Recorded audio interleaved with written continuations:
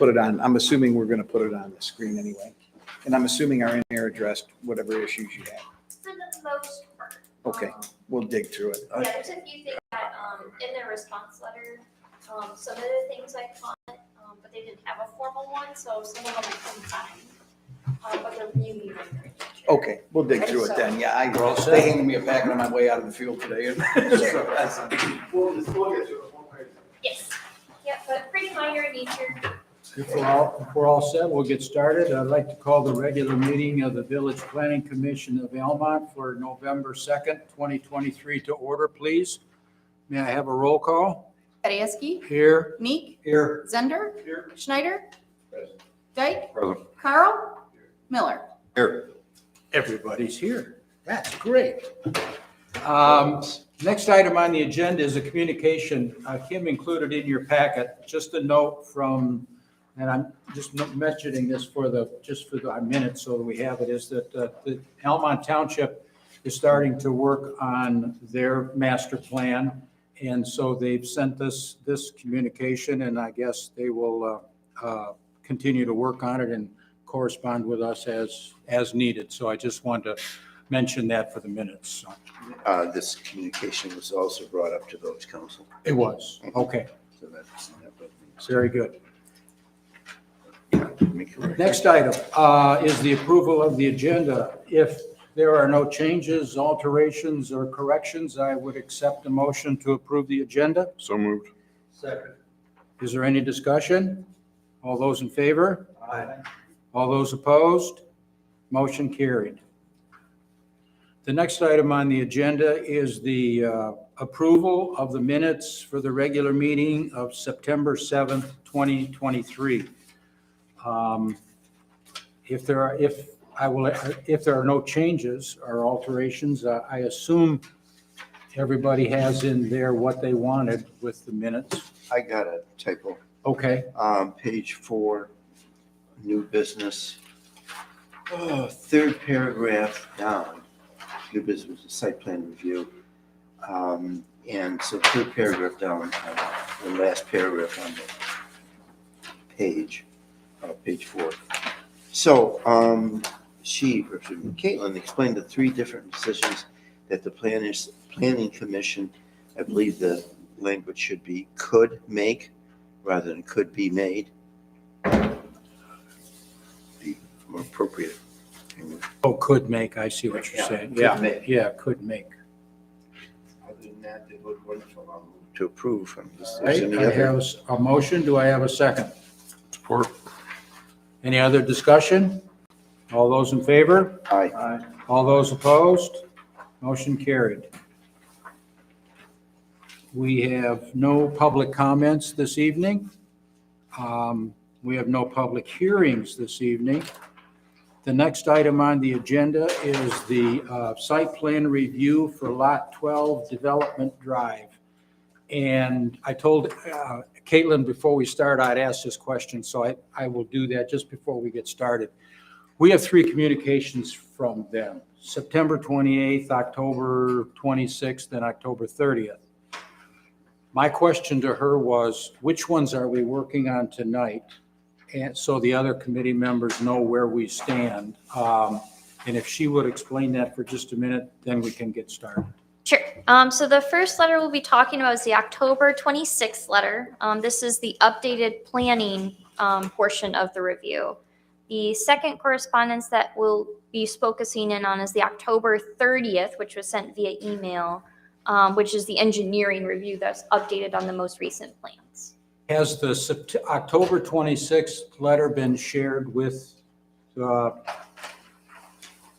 builder? Yes. You? Just got it, yes. You just got it tonight? It was emailed to our office 2 days ago. I just personally got it tonight. So Okay. you folks did your job. My staff didn't do their job. It was just handed me by me. Okay, well, we didn't want, the reason I asked is we didn't want to ambush you tonight, but we wanted you to be informed of what. I've completely read the letter. It doesn't look like an ambush at all. I think we'll work right through it. Okay, all right, fine then. Caitlin, I'll let you proceed. Sure. So as a quick refresher, this is a proposed industrial building on a current vacant lot. And so the acreage is about 2.25 acre It's currently zoned industrial, proposing to put an industrial building on it. There isn't a specific tenant that we're looking at right at this point, so it's classified as a general industrial use. So this is the second review, or the third review done specifically of this site plan. As what I noted in this first portion on the second page is showing what changed from your last review.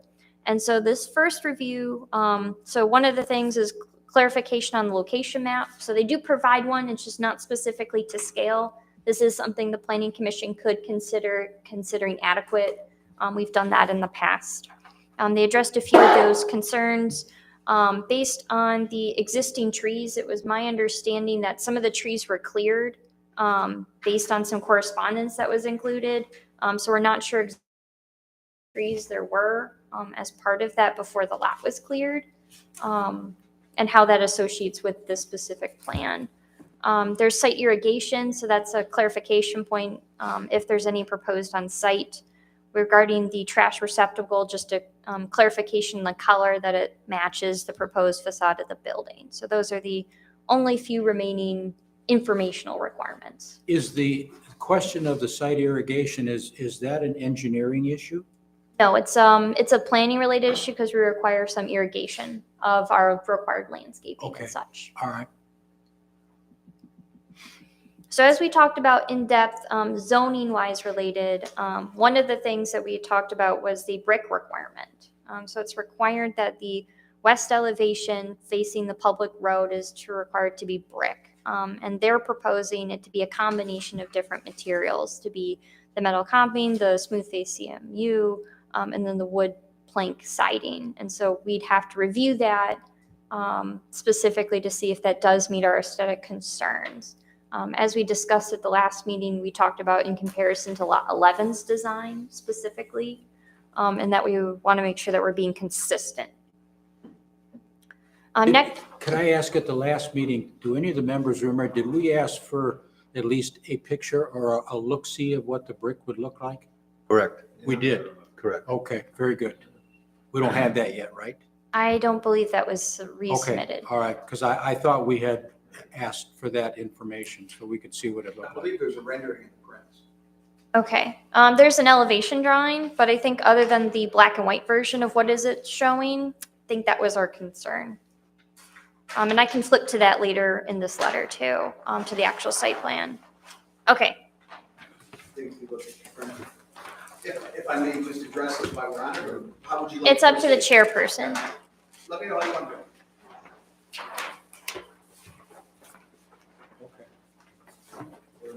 Is it on here? Is it in our bundle? It's in the paper copy on your desk, yes. It is. Toward the back end, that's A3.1. Okay.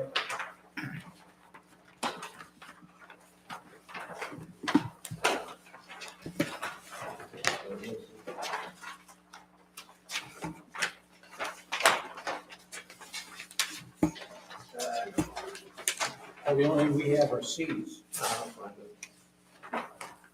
What number is it? So I don't think that rendering was included in the digital submittal that I received. I brought a group of plans this evening, I think 4 or 5. Kim, I think I gave 3 of them to you, that does have you in mind. Yep, so, It might not have been done when they sent it back over. No, I don't think, these don't have it. He said he brought some, but I don't think Mine these. has Tim has got, Tim's got it. Oh, Tim's got one. Okay, Here, Doug, here's another one. You look at this. I'll just steal it back. okay. Thank you very much. It's the same as that building next door. Different color scheme. The gentleman wants it.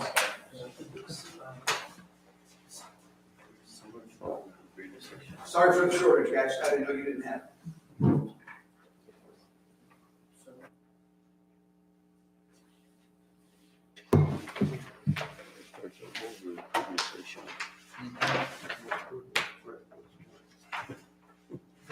Hey, like that material was burnished. This is actually in the back, that's polished. oh, okay. That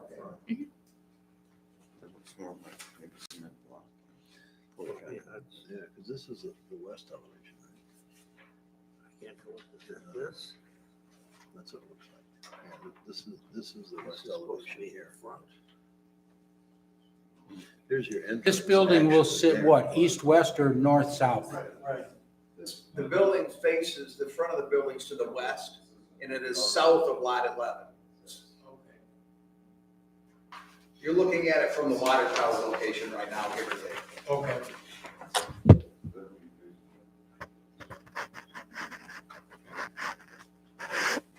Yeah, so we said we're looking at from a water tower.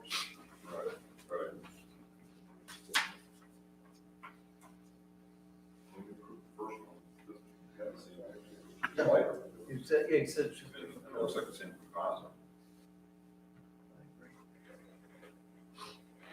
It's a little more modern look than just all brick.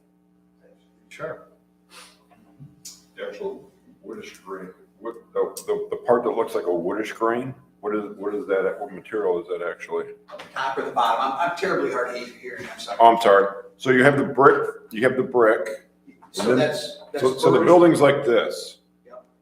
And you have the brick, and then you have this part right here. It looks like it's a different composite than these two things. Yeah. This little square right So here. this is. I think that's right. Architectural horizontal What is side. that? It's the same stuff. It's an architectural That's- aluminum side. Okay, And this is all burnished black. got it. At the bottom, burnished black column, burnished black column. That doesn't look like. Yeah, they make it in faux wood grain now. It's really Plus nice it's a more stuff. Yep. I've seen it. permanent than wood, Looks pretty good, real. than Oh, yeah. standard wood. So, Mr. Chairman, it's up to you if you want to go through each of these item by item and then have a general consensus. It doesn't need to be a motion, because then we can wait till the end to see if we're going to do a conditional motion.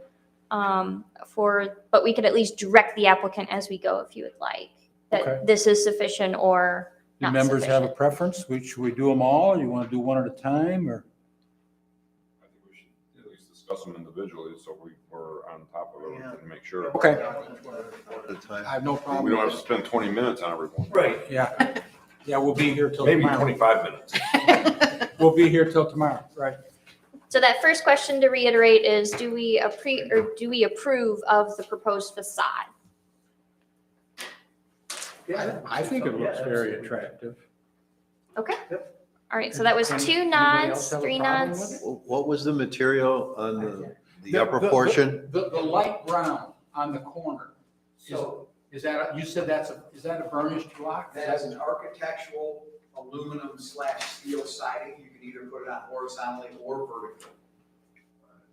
The light brown color, Yes, okay. yes. What about the area that's above the offices? That is all, if it's It's a horizontal look, that's the no, same type of material, but it's a solid color. The vertical, The balance of the material is all burnished block. It's a polished aggregate block. And I think she's got it shown there in a kind of a dark charcoal gray. So I'm going to reiterate that it seems like the general notion is that we approve of this facade. I think so, yeah. Okay. Everybody seems to be pleased with it. All right, so then the next component is regarding the non-residential driveway. So as we mentioned, the planning commission has discretion on the location specifically to the driveway. So without running to the engineer's letter, the engineer notes, so the curvature of the driveway, the apron that's coming up is about around a foot onto the neighboring property line and the curvature. And so let me pull that up.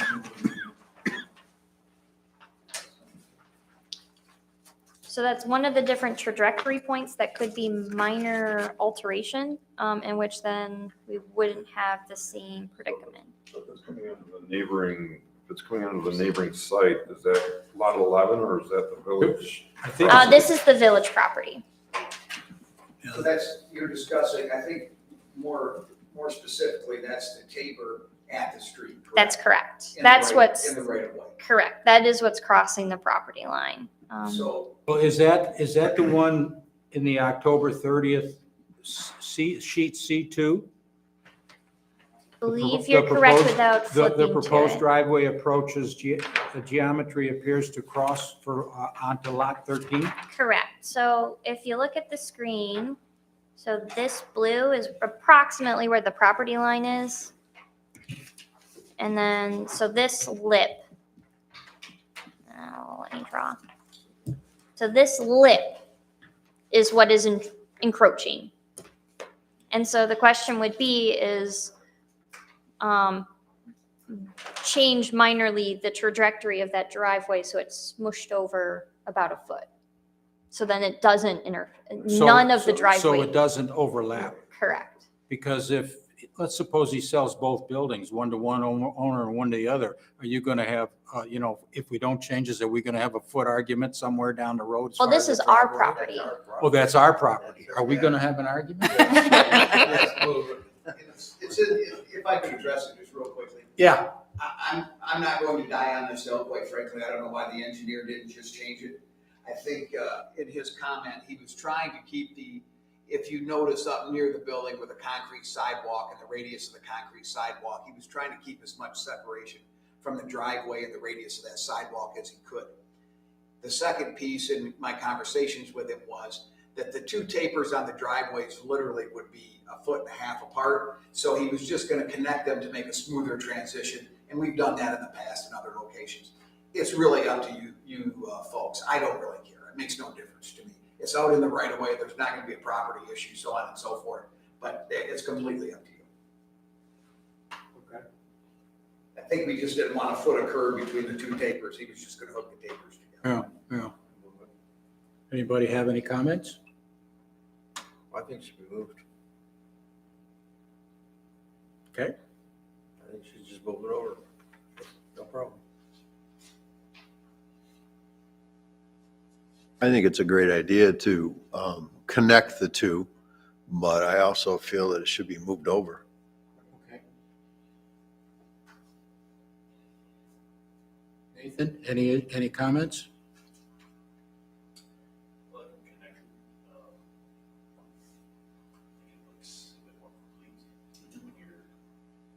You're going for an entirely finished look. It makes it look more complete and ties things together a little better. So you don't think it needs to be moved?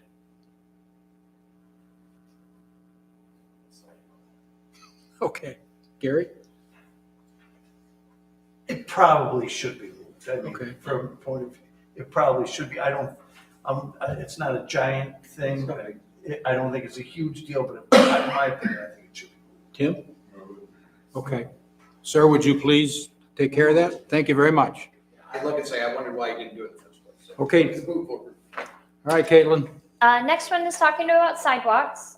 So the applicant is proposing to have a sidewalk along the building for the parking lot and that maneuverability. The planning commission does have the discretion to either waive or require a sidewalk along the right of way. And so looking at neighboring properties, there is no existing sidewalk that is there.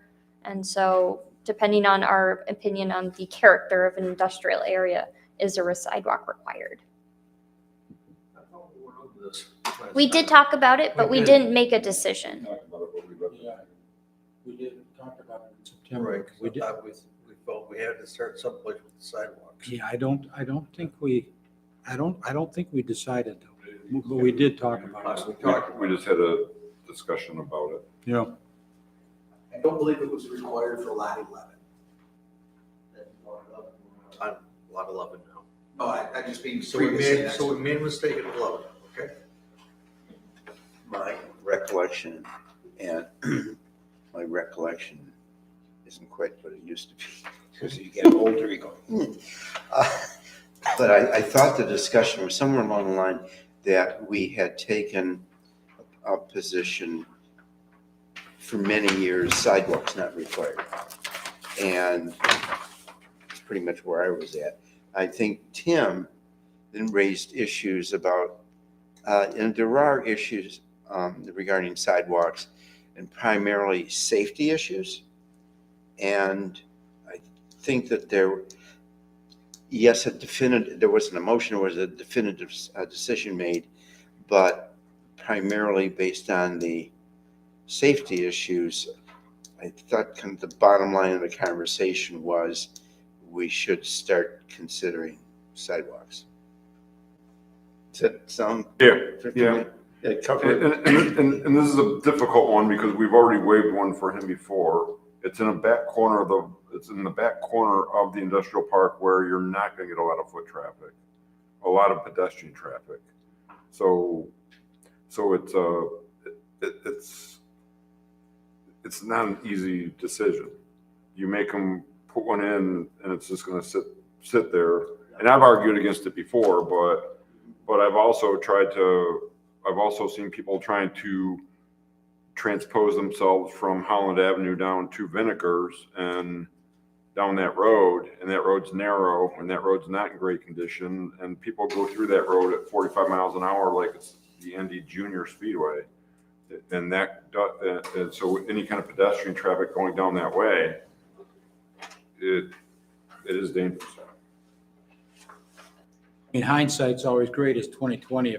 When we started the industrial park, if we'd have started with sidewalks, then we would have just continued with it. Exactly. But we didn't. We should have started back then. Yeah, and we Yes. didn't. We have to start sometime. Yeah.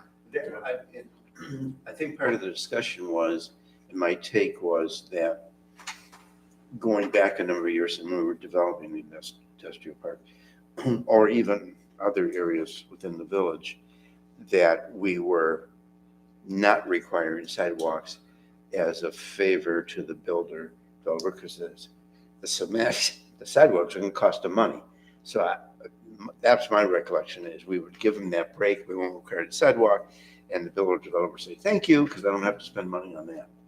That's what I think it was. And so safety becomes an important factor. But of course, the explanation that there's not likely to be much of any pedestrian traffic right where this is like, is this the place to start and require it? It's down a cul-de-sac where, I mean, from a runner perspective, I would utilize it if there was a sidewalk there, because you could go down Holland, run the circle around the cul-de-sac, come back out, and you've got an extra 4 minutes of running in a safe area to do. But that's, not many people would be doing that. So a general pedestrian at this point going down there, I mean, maybe people walking and stuff, but general pedestrian traffic down to the cul-de-sac where the water tower is not going to be a heavy pedestrian traffic area comparative to Research Drive itself.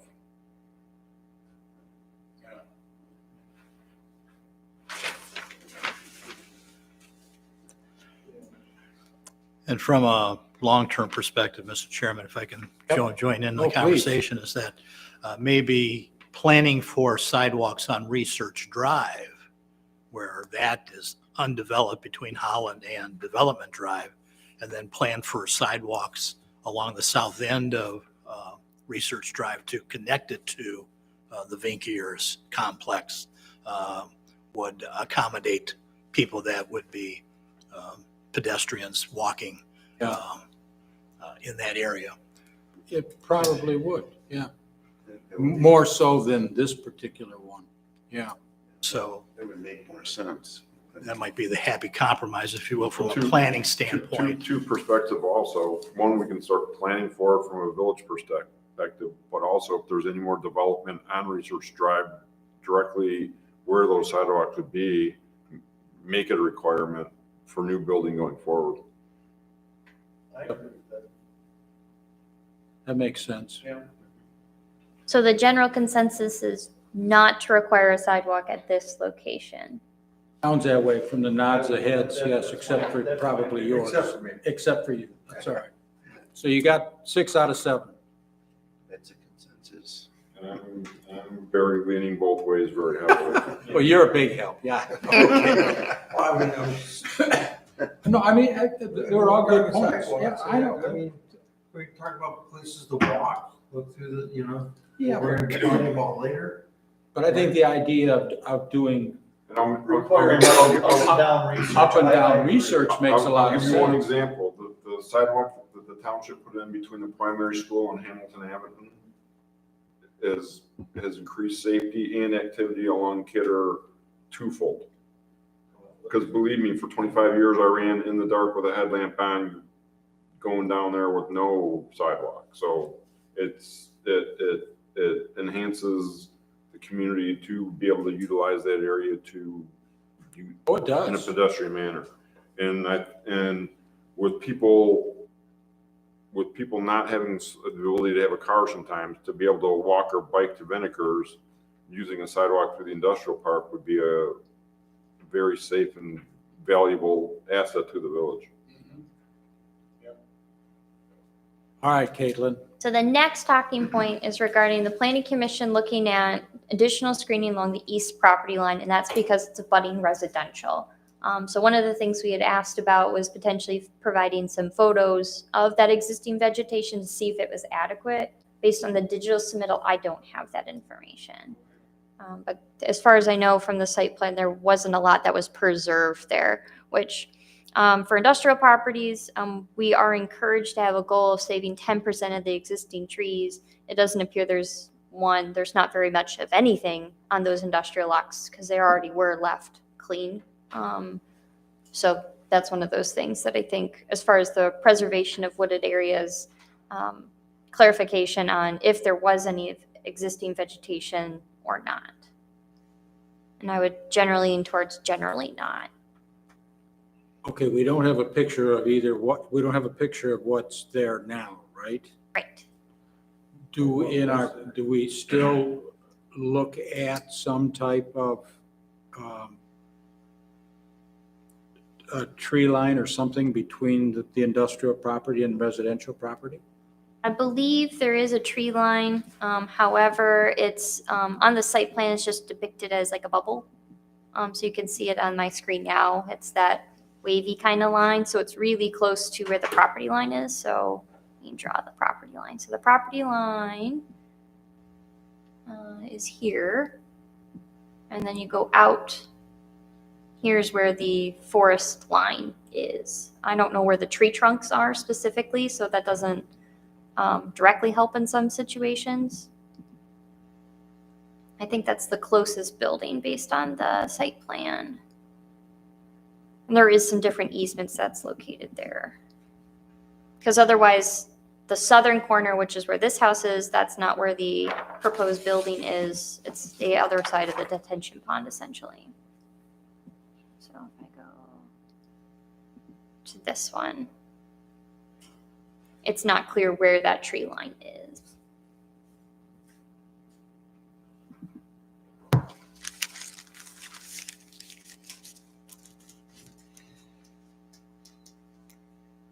Do we think that we need something else there, not being able to see what's currently there?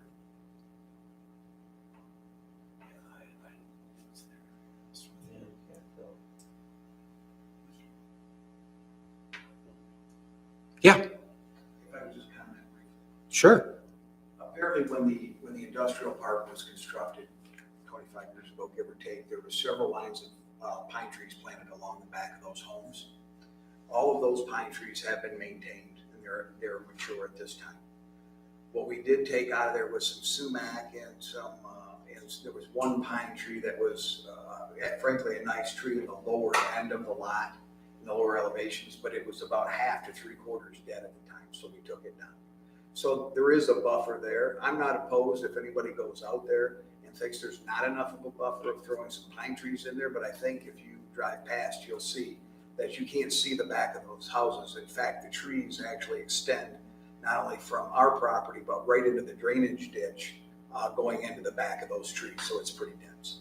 Okay. So do we, as a group, need any further requirements? Do we want to, do anything else with this, or do we want to move on? Move on? Anybody Yeah, else? we can go along with it conditionally if what he says is accurate, which there's no reason to believe. Seems agreeable. I'm willing to move on.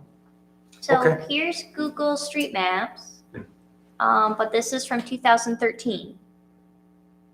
I don't know that that'll help you a whole lot. But the problem is going to be, it's hard to tell where the property line is and so he can only control the vegetation that's on his side of the property line, not on the resident's side of the Right. property line. And so we can have a contingent approval. However, it's difficult to say how I would measure that administratively. because it's based on an opinion if anyone after this meeting would like to add some.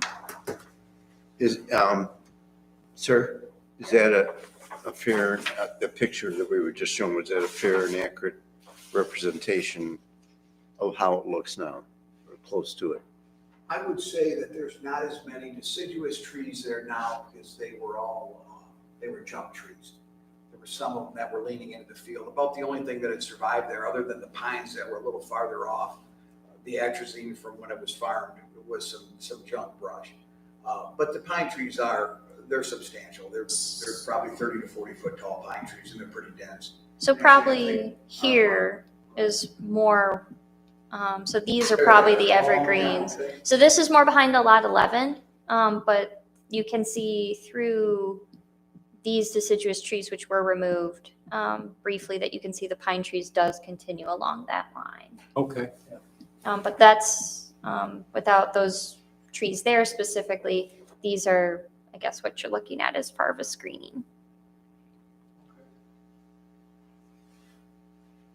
Are we satisfied with So- everybody, generally speaking? So something I could do is our general consensus is the maintaining of the existing evergreen screening. Is that accurate? That's what we want. Please, yeah. Okay. I think that could be added to our general record to make sure that that's maintained over time because it's not shown on the site plan that that's existing.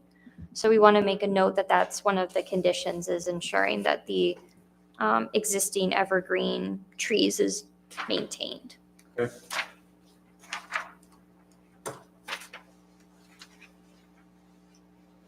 You make it contingent, because I don't know, I'm uncomfortable not knowing what it looks like today.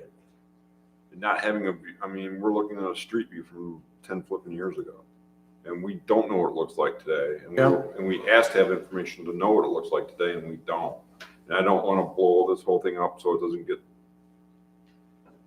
not get approved tonight, but I would like to, I don't know if we're allowed to say contingent on them supplying us a picture for next month, and then if we are not happy with it. I'm assuming we can we not? So you so there's two ways you could go about it. Is you could conditionally say that you want to, one, maintain the existing evergreen and that photos would be provided and that would be sealed with the letter. It wouldn't come back to this body, but it would be something that administratively would verify.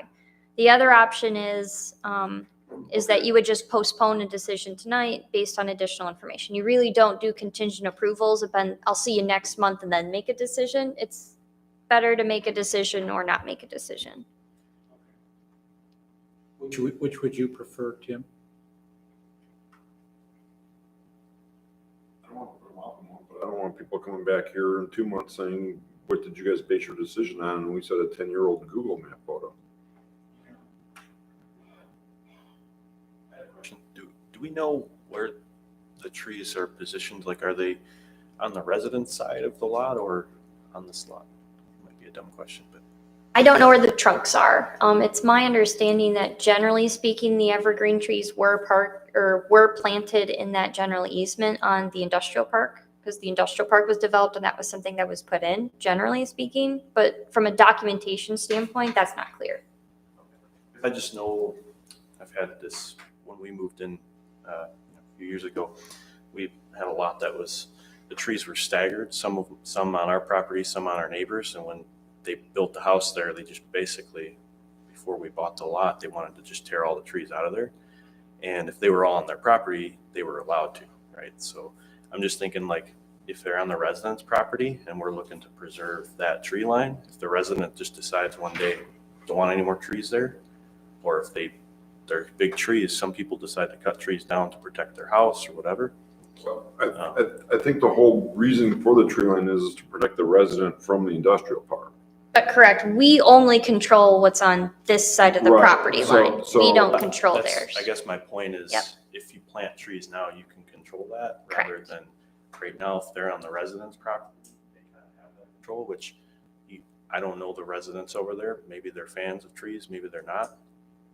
Most people are, but I've met some people who couldn't care less, and when they make up their mind, they just tear the trees down. I don't want them anymore. So was just curious what side of the property line they were on. Yes, I can answer that.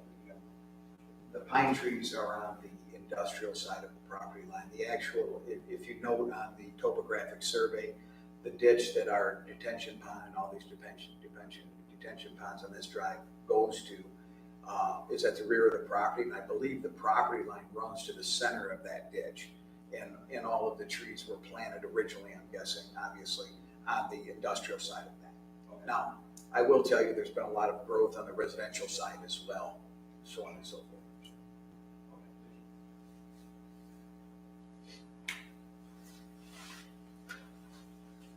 which do we want to do? Personally, no offense, but I'm not gonna make a decision off of a 10-year-old Google map. I'm not going to.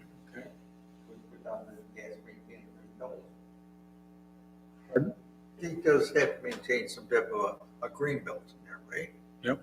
We don't know what it's gonna be. He has to have one. Now, if it turns out to be the trees, it's good. If not, you'll have to put in trees.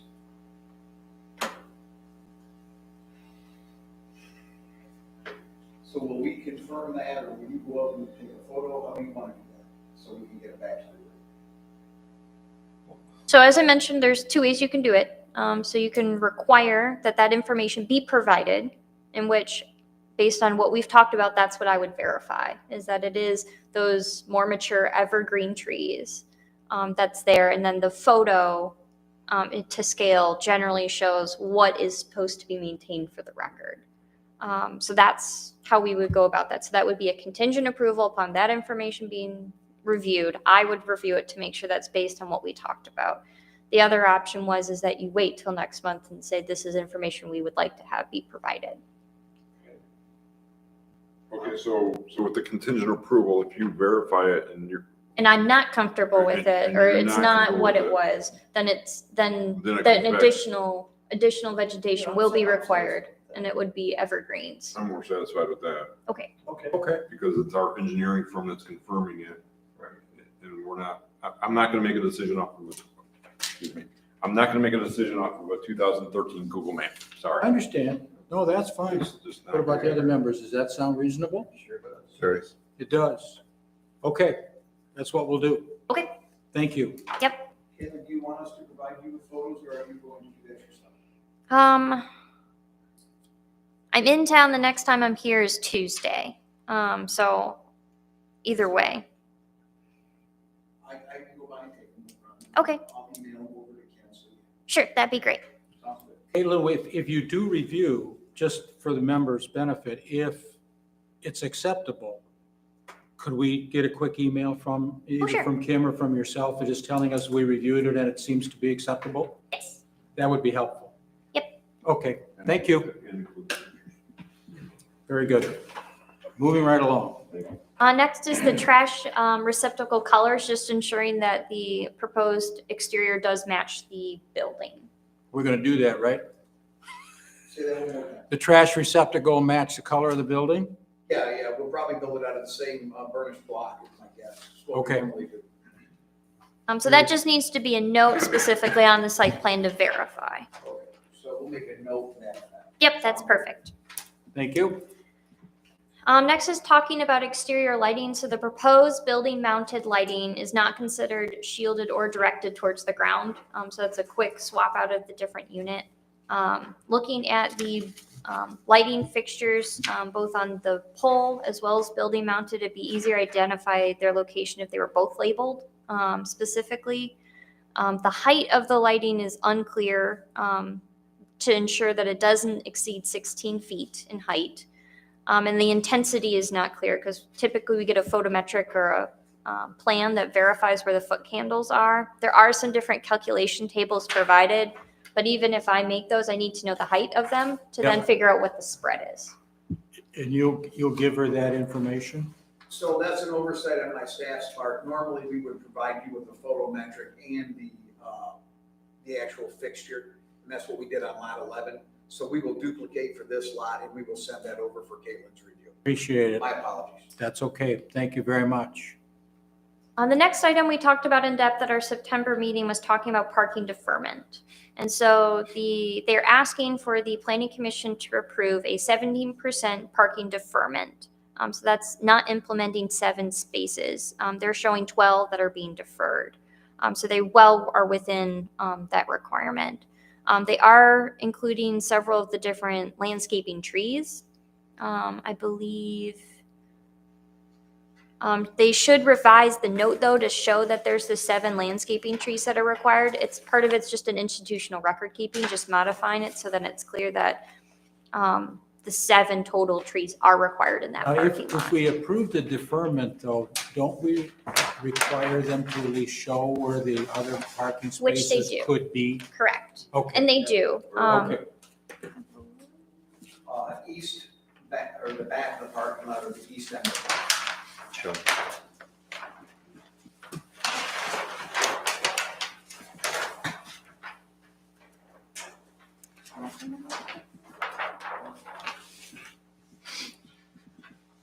So if you're on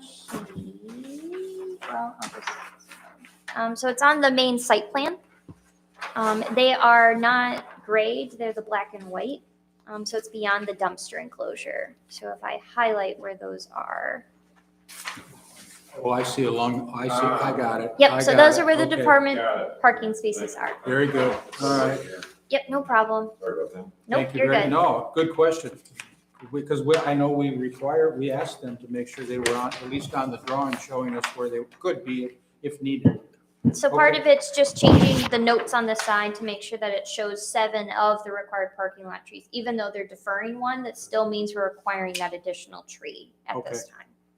So we're all agreed we can approve the deferment then? Does anybody have any problems with that? I think we talked about that before. Does that require a motion or is that just part of the overall motion? That can be a general consensus. Okay, It'll be yeah. captured in the minutes and then, Okay, very good.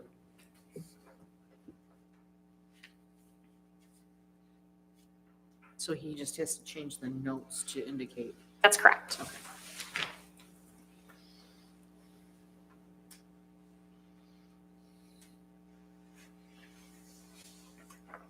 Next is talking about, is unclear if the exterior lighting or screening of the parking lot from the neighboring residential property. So what we talked about earlier, so there's a contingency that no parking lot shall impact neighboring residential.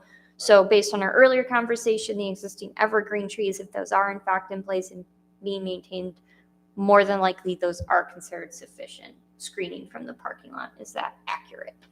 You still have to review what his lighting plan will be, correct? Correct. And I don't see, based on reading a lot of these different plans, I don't anticipate them being anywhere near a 0-foot candle at that edge of that property line where they're proposing it. So I don't anticipate any spillage towards residents. Okay. So that is the review letter, reviewing those different specific site compliance issues. So I'll do a friendly reminder that our decisions are based on standards. So these are our 6 standards in which we consider when we're looking at a site plan approval. The first one's talking about vehicle access and circulation, ensuring that we're are able to ingress, egress properly for emergency services, able to access the site. Relationship to natural features, the protection of groundwater, sufficient infrastructure from our public or private utilities, any other zoning ordinance requirements regarding landscaping, exterior lighting, and then any other applicable ordinances or codes. So that's my review letter. So the next one I'm going to reference is the October 30th review letter, which was done by our engineer. Did you get a copy of that letter? Yes, I do have that. October 30th. October 30th. yes. Very good. Okay. So one of the components that we talked about in depth at our last September meeting on the site plan is talking about how it did encroach into Lot 11. And so essentially what it is that the applicant is proposing that they would do a property line adjustment. So there isn't any official paperwork that's been submitted to the village to address that. That would be something we would consider a contingent approval upon them providing that paperwork to approve that split. Looking at it preliminarily, I don't see that property line adjustment impacting a decision to approve it because it meets the minimum width requirements of both lots. It would still make both lots compliant from a building setback set point. So I don't necessarily see any conflict with that. Ultimately, that's approved by the assessor. But that's something that we would want to contingent is that that is completed. But if we went ahead for some type of approval tonight, that should still be a contingent That's until we correct. have that information, correct? That's right. Okay.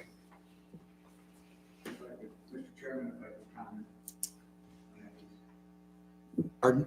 If I could comment on that piece just to explain why we're doing. Go that. right ahead, yes. If nobody's questioned it, but this particular lot 12 is topographically challenged as it moves to the south. It runs down the drain for many of the properties, runs through the overflow drain from the water tower property, actually runs through that property. So we didn't require as much land as lot 11 as it was laid out. So this allowed us to take the building and get it up on higher ground. It eliminated some filling expense, and it also just got the building generally in a better location. So that's why we're doing that. All of the survey work, everything's been completed. Upon everything else being approved here, then and the contingency, we'll bring that paperwork in and we'll get that put together. But that was the reason for doing it. Okay. Thank you. So under sheet 2, we already talked about the driveway that was mentioned earlier. The C3 comment is regarding the water line. And so what's the existing 8-inch water line has a main and also has a fire hydrant on it. And so based on the DPW records, there is no 8-inch main line that exists on lot 11 or lot 12. So essentially what the requirement is that we're requiring them, instead of the lead of the water line, to go to a hydrant that is not in place yet on lot 11 as the starting point for their connection. We're requiring that their main lead go back to the main line rather than a part of that's. How did you service the building on 11? So, and I don't have a plan in front of me. I gave my. Do you want yours? So if we could talk about this, because I'll be honest with you, Caitlin, I don't fully understand this, and I want to be able to get my head wrapped around it. This one is the one you gave us. The 12-inch water line that runs up Research runs on the west side of the road. And I believe it terminates right at the water tower lot. And that's shown on this print.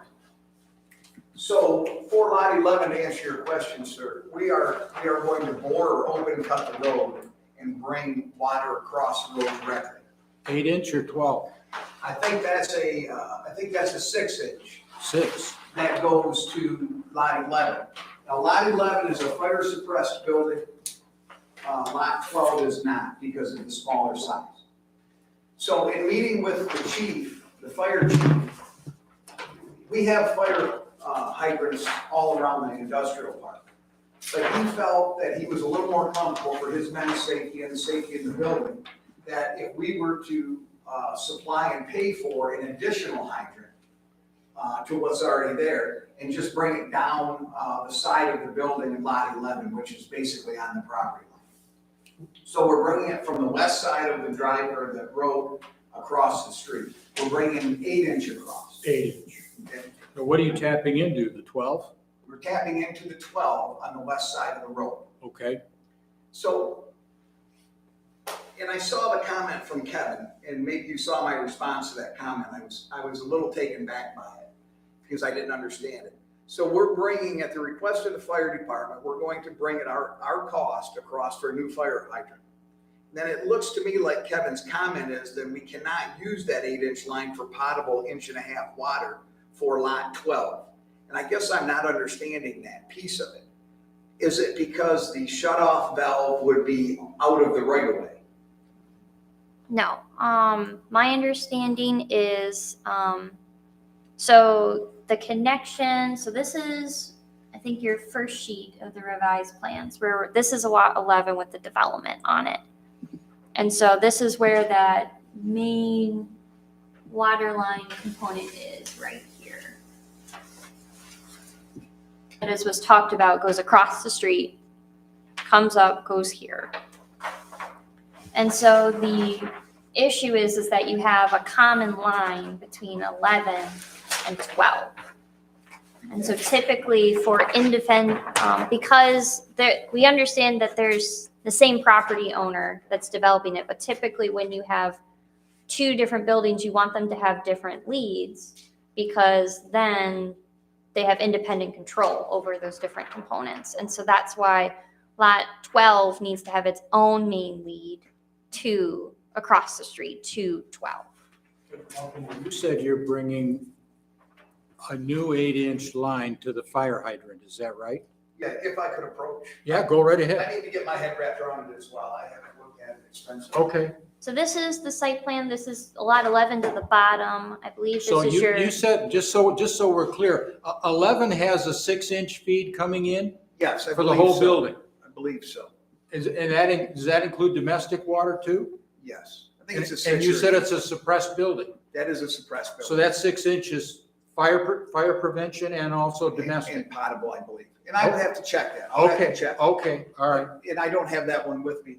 But this, we're coming across here for the 8 and running it in between the buildings. And this is the location of the fire hydrant. That's a fire hydrant line for those 2 buildings. That's the additional hydrant. So I guess, Caitlin, my question is, I fully agree and I understand, and I never really thought about it in this manner, that if we have a potable water shut off out here, either I would have to grant the city an easement to come in and shut that off if somebody didn't pay their bill. I get that. But what I would suggest is we have this 8-inch line. Our engineers have told us that's more than enough water for what the needs are out there.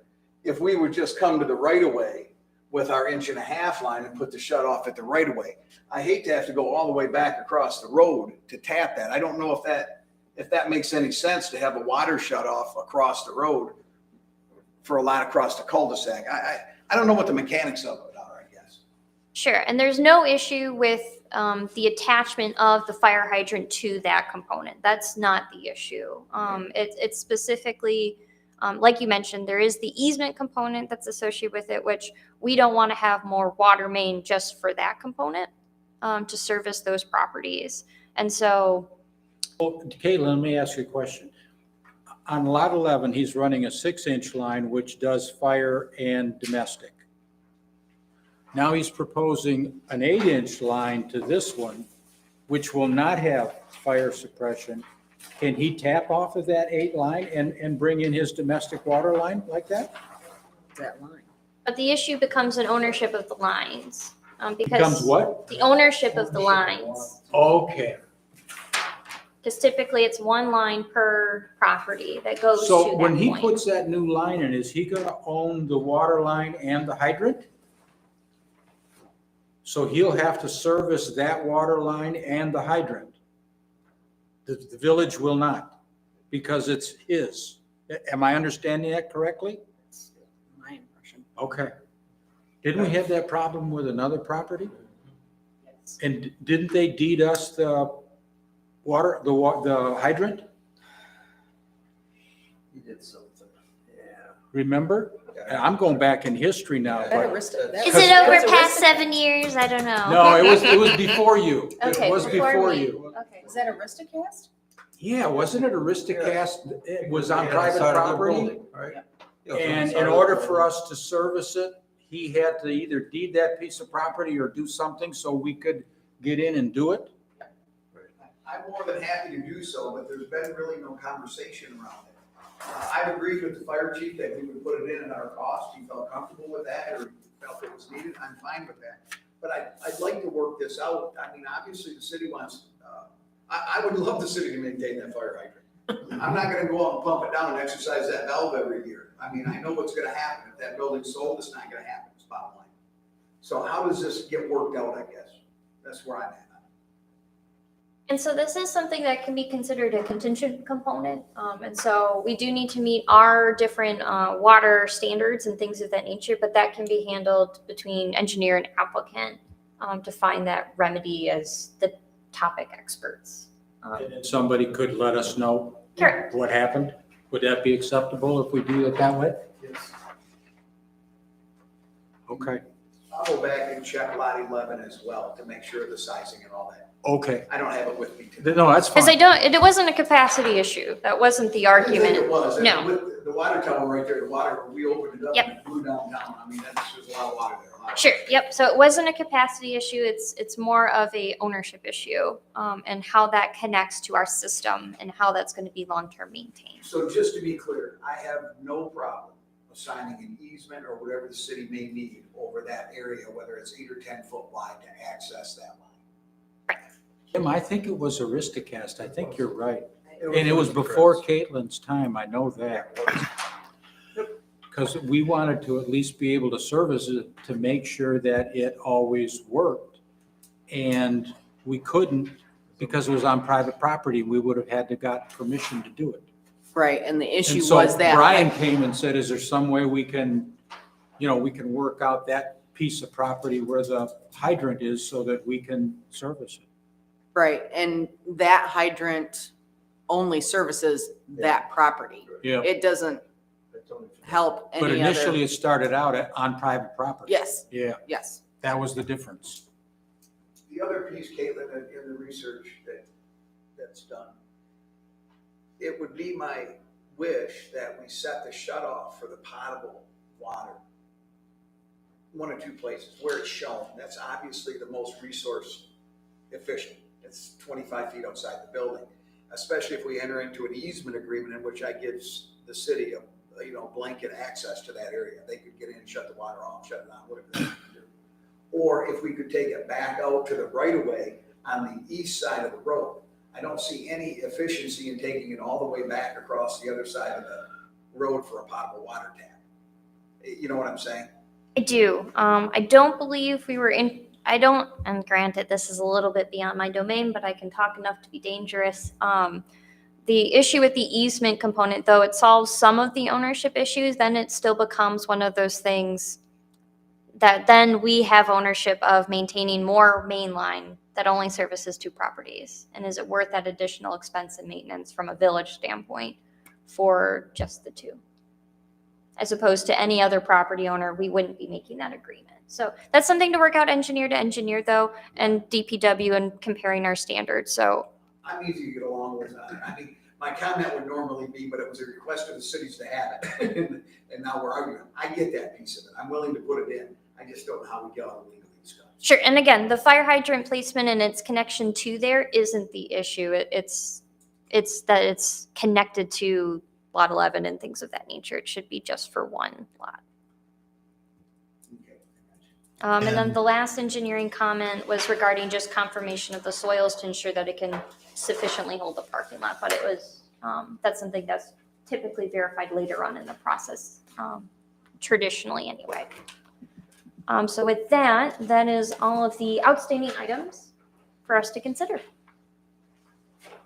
Mr. Chairman, if I could just go back to the fire hydrant issue for just a quick moment. Please. In my discussions with Supervisor Brian Treat, as we were reviewing this Lot 12 site plan and going back to the inclusion of the fire hydrant as requested by the fire chief for Lot 11.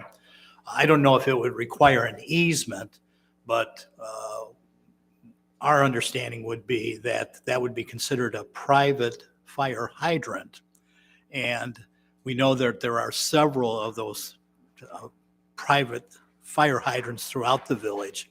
And there is internal discussions about having a program in place that would be implemented in the near future, probably for next year, where our DPW would go around and exercise, as Mr. Dennis described that. He doesn't want that responsibility, but for a nominal fee, we would go and service those fire hydrants to make sure that Flush they're. them out and make sure they're working properly. Exactly.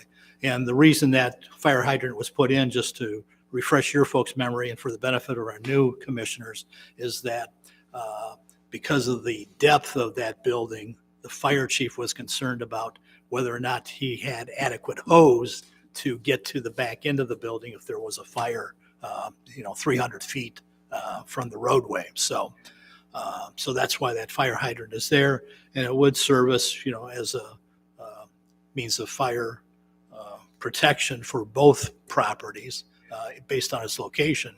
But based on our engineers' review, again, a different engineering firm that, is looking at Lot 12 and raising the question about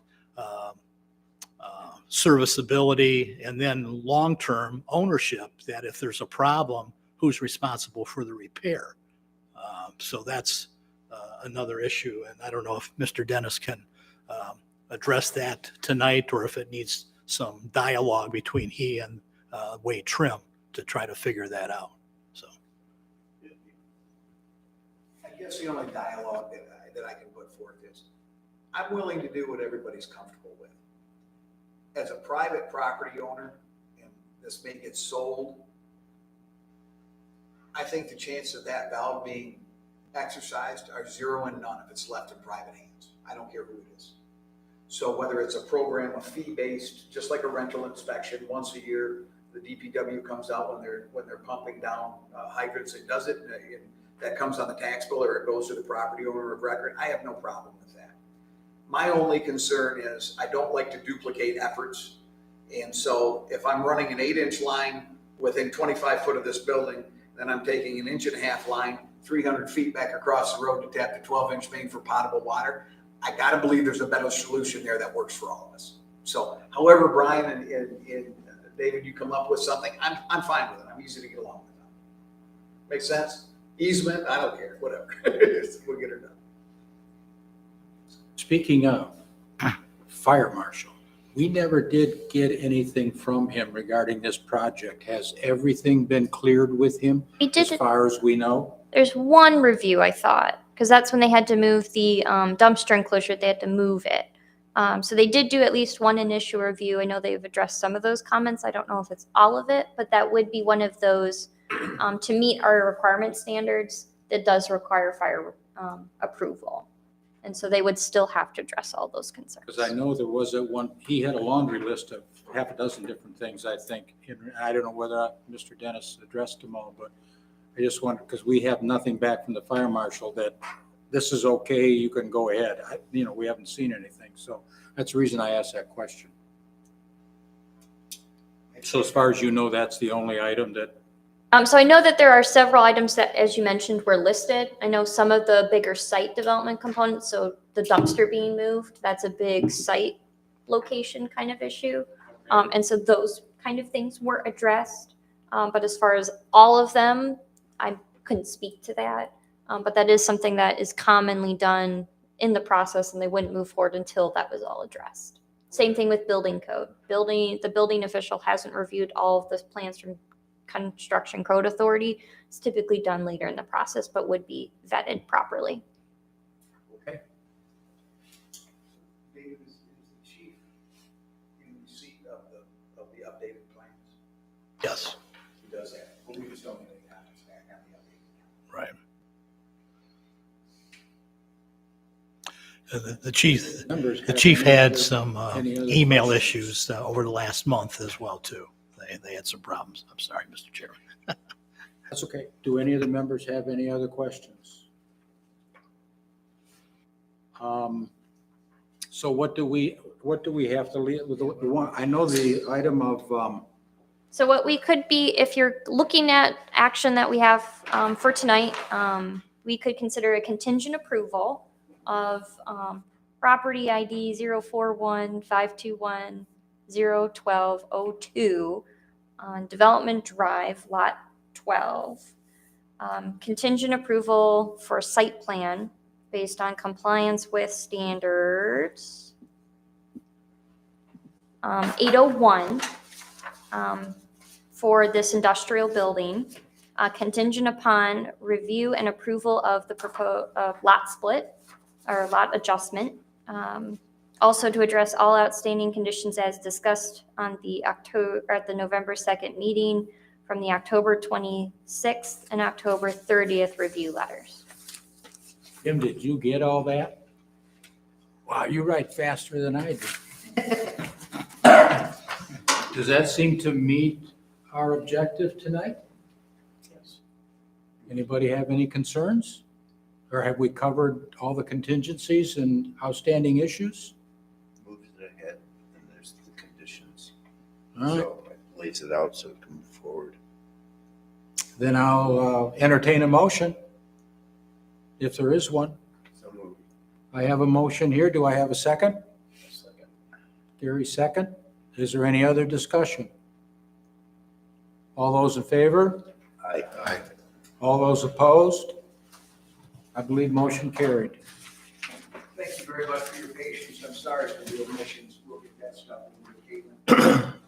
Just as a quick update for the group, there's nothing more than we would like to do than being out there and putting footings in and setting the steel that's on the lot up. But we are so backlogged with work, I don't have enough crews to get to my own stuff. So we will hopefully be starting footings by the end of this month so we can erect the steel on the first building through the winter.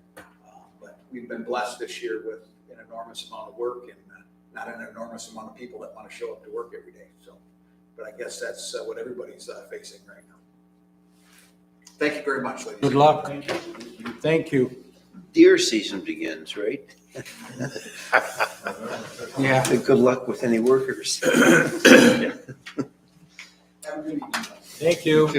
Would you like your prints back, sir? Oh, yeah, if I can get at least one of them back. Here, you can take. This one has the picture. Right? If I can get one with a picture, that much would got the Tim's pictures. got it. Does yours have it? So Tim's got I'll it. take that one. Well, take them all. Why don't you take them all? Take them out. Because I know the cost of them then, so.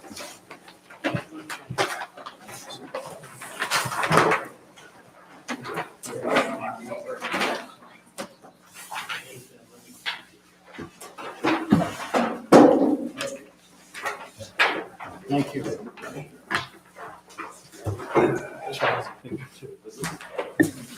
Want to keep that one, put it in the house? Yeah. Take it on the wall. I'm gonna keep that. Keep it.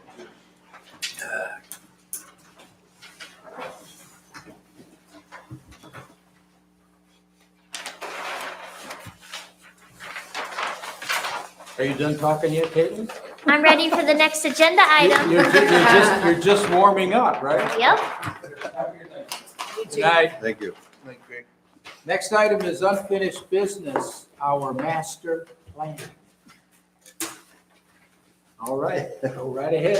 All right, so I'm gonna first start with a general overview. We'll see how much energy we have tonight to get through all of the things that I have had planned.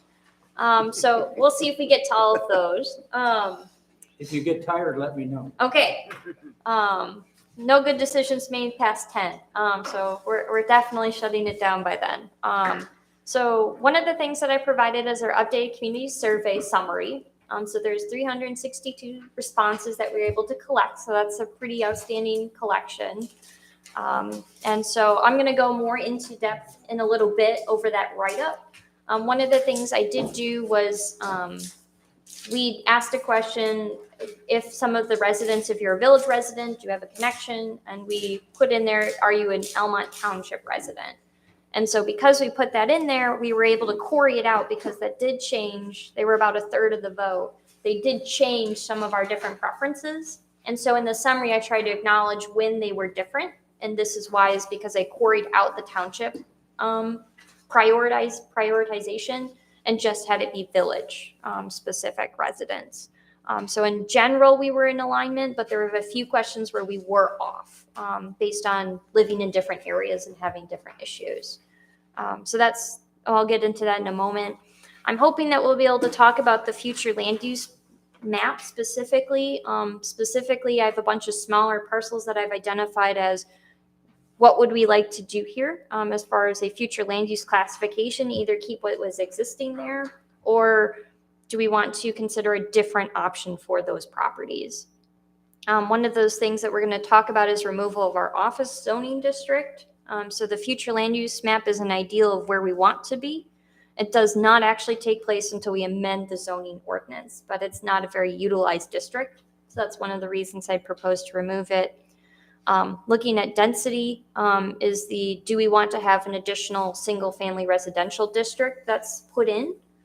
So that way you could have your traditional downtown smaller lots could be categorized and different than your subdivision type situations that have developed. And so that's one of the thoughts, is that you would have now 2 residential zoning districts that have different intensities.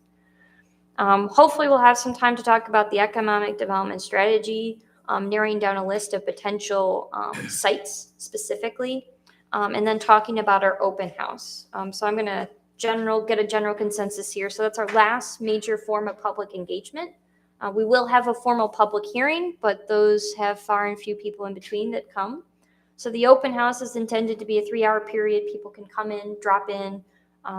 We're going to have a variety of different boards that, one, educate people on different concepts of the master plan and then ask for their feedback. We're asking, are we in the right direction? Do you like this? Do you like that? One of the questions following from one of the recent village council meetings is our slogan contest. So we had several different slogans, which I had passed out at a previous meeting. Village council had mentioned that we limited down to these 3, which is small town with a big heart, a place to call home, and when you're here, you're home. And so we have those 3 as our slogan contest components that are going to be specifically talked about at the open house. So that's one of those ticket items. And so one of the things I wanted to verify is that this would be preferred to be in January as opposed to trying to pull it together in the next couple weeks before the holiday, so after Thanksgiving but before Christmas. And so I wanted to verify, do we want to stay out of the holiday season associated with public engagement? We want to make sure that there's a reasonable group of people that can participate. Yes. Okay, so I will retouch in then at the turn of the year then, and we'll figure out the date that makes the most sense.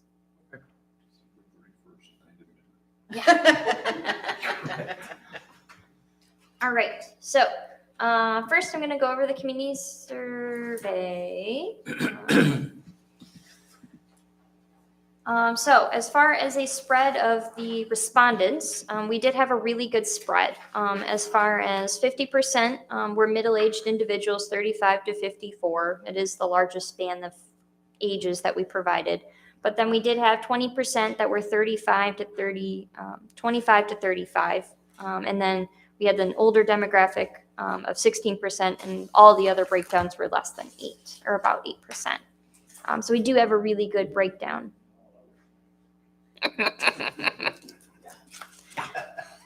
We specifically asked those who are school aged, specifically what is their aspirations from an educational standpoint. So 27% said their ambitions are to do a bachelor's degree, 20% said trade school, and a majority of them had an interest in returning back to Almont. That's an interesting number.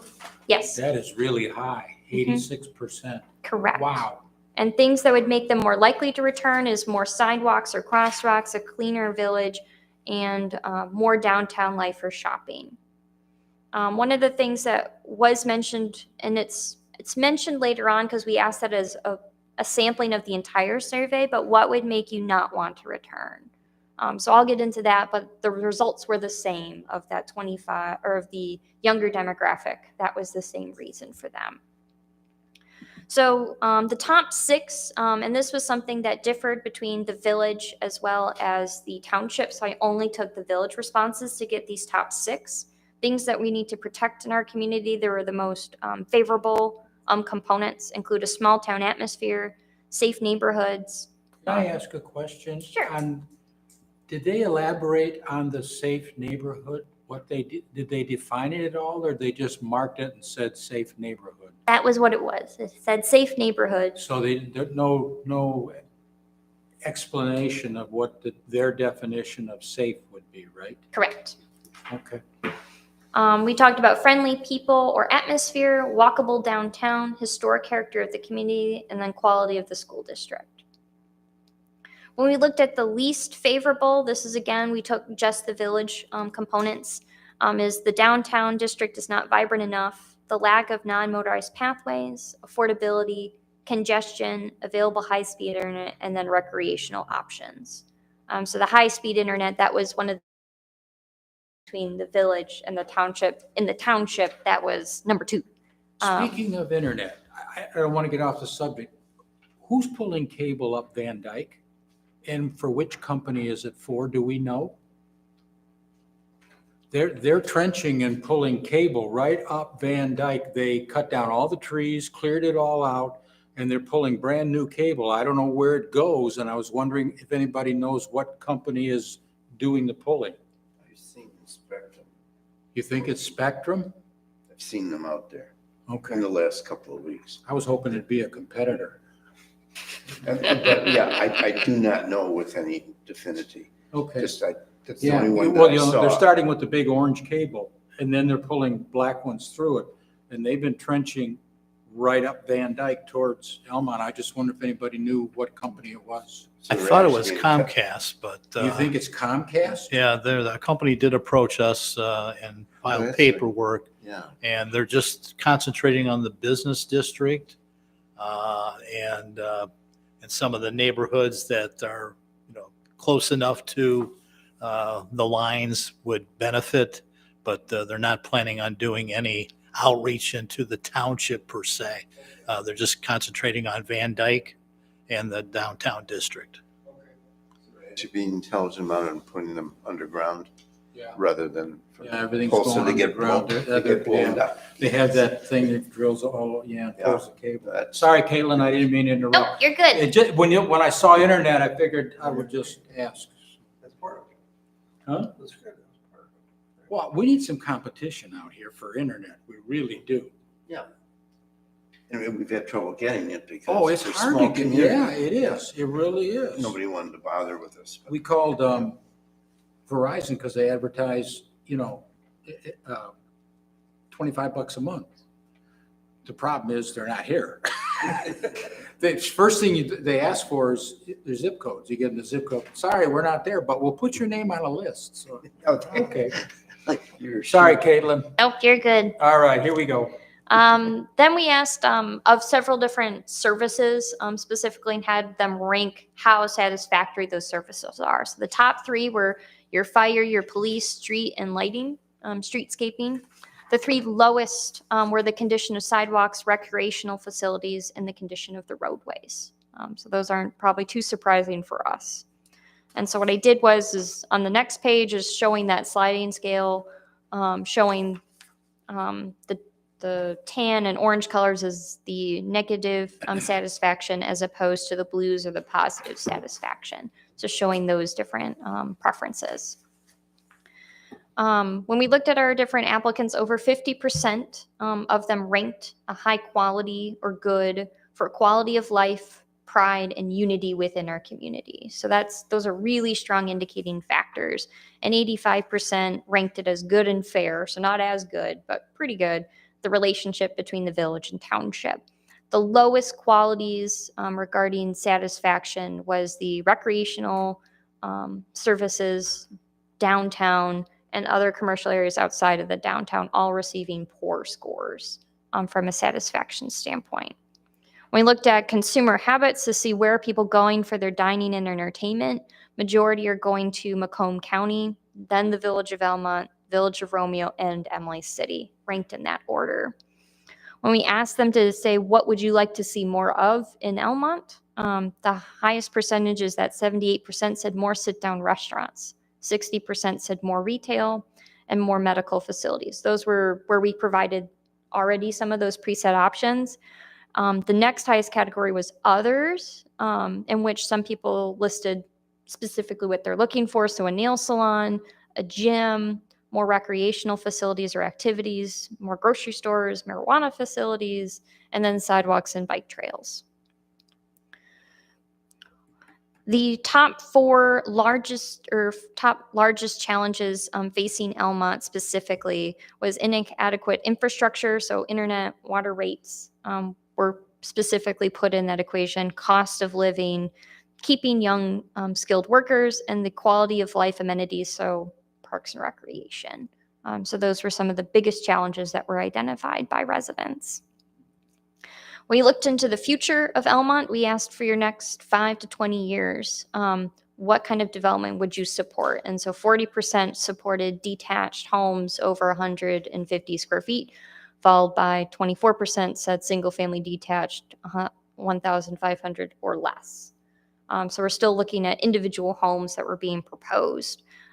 There was a large concern, because we let some free response components of this, that we want to maintain a small feel. And by adding additional housing, just destroys that small town feel. And so that was woven throughout the responses in this, which goes into what kind of residential development are we looking for?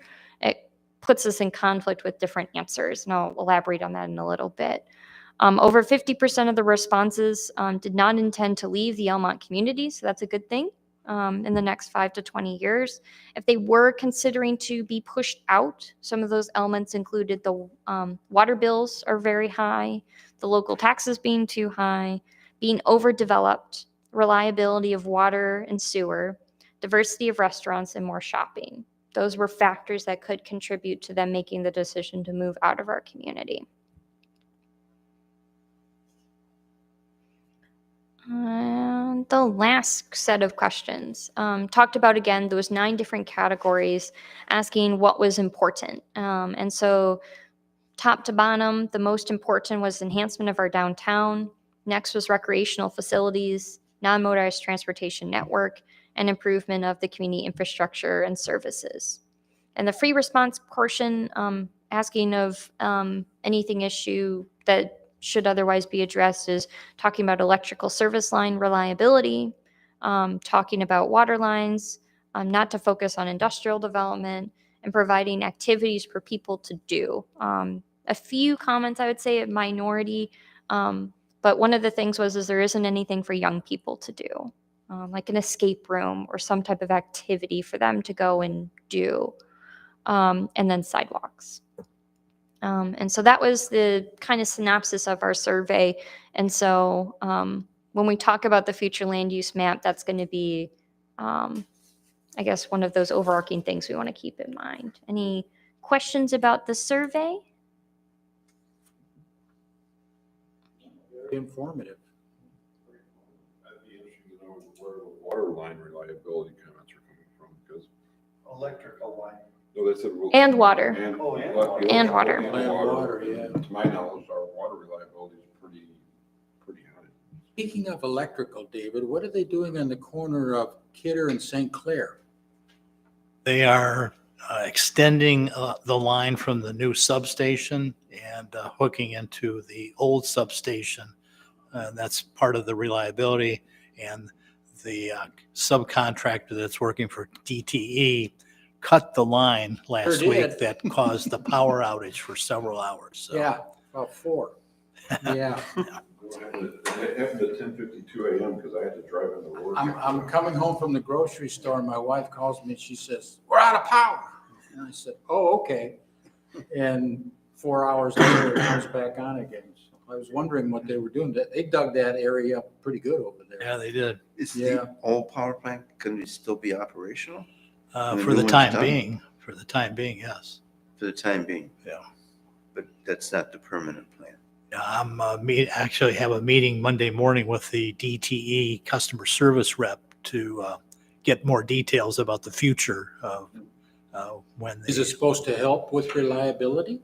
Yeah, the new substation, their strategy is that if there is some sort of power outage, that in the future, less of our community would be impacted, whereas in the past, it's like an all or nothing kind of thing. You heard their latest advertisement on TV, the one that says, if you lose power, we have a way of rerouting it and get you your power back? Yeah, figure that one out. No, they did. They said, it is in the future, who knows? But if an area loses power, they somehow are going to figure out a way to reroute power to get it back to those people. So that falls in line with what you're talking about. Caitlin, I'm sorry, You're good. all right, let's go. It is important for our community development. It is. So one of the things before we get into the future land use discussion, I wanted to kind of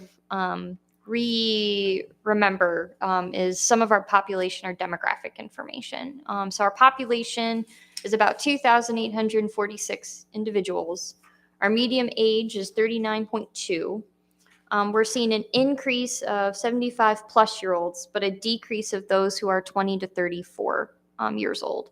Based on population growth predictions, we're anticipated to grow 6.4% over the course of the different years. The average household size is 2.53.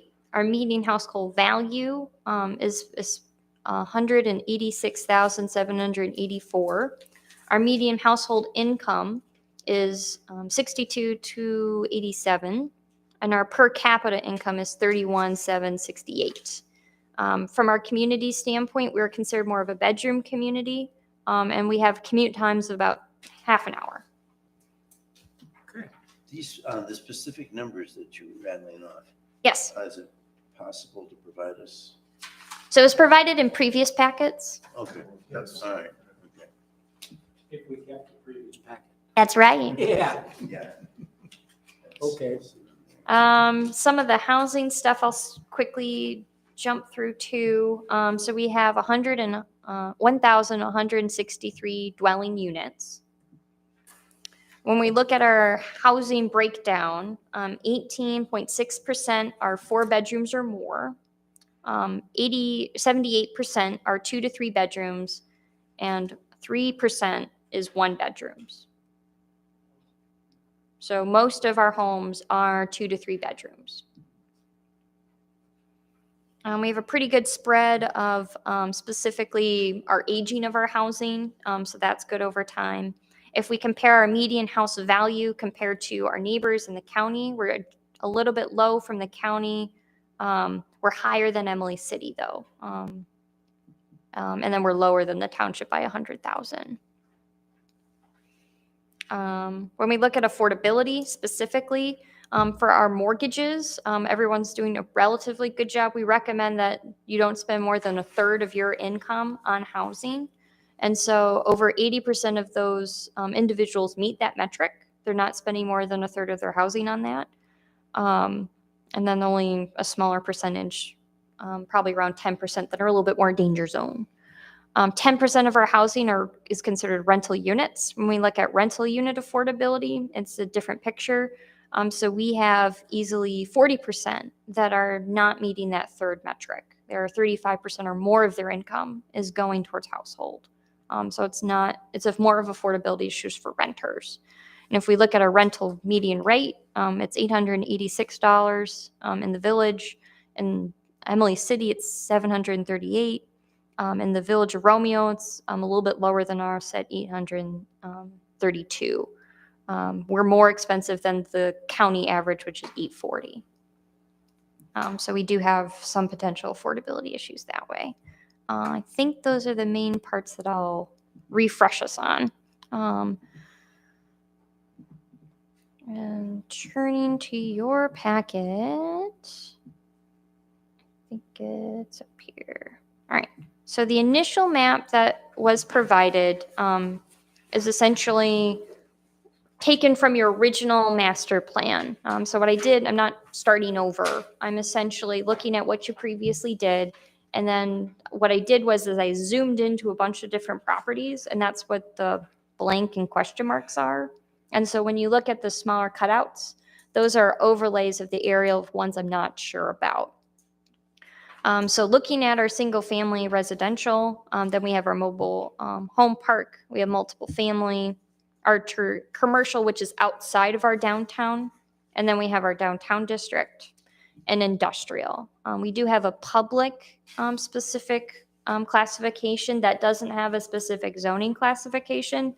It's more meant as a designation to ensure that our public resources, so our DPW site and water treatment facility, is not going to be moving. And so that's why we keep it. Same thing with our village park. We're not really moving that. Typically that substation is the other public component that's there. And then we have planned unit development, which is a mixture of uses that would be considered. Let's see. So if you go then to the write-up,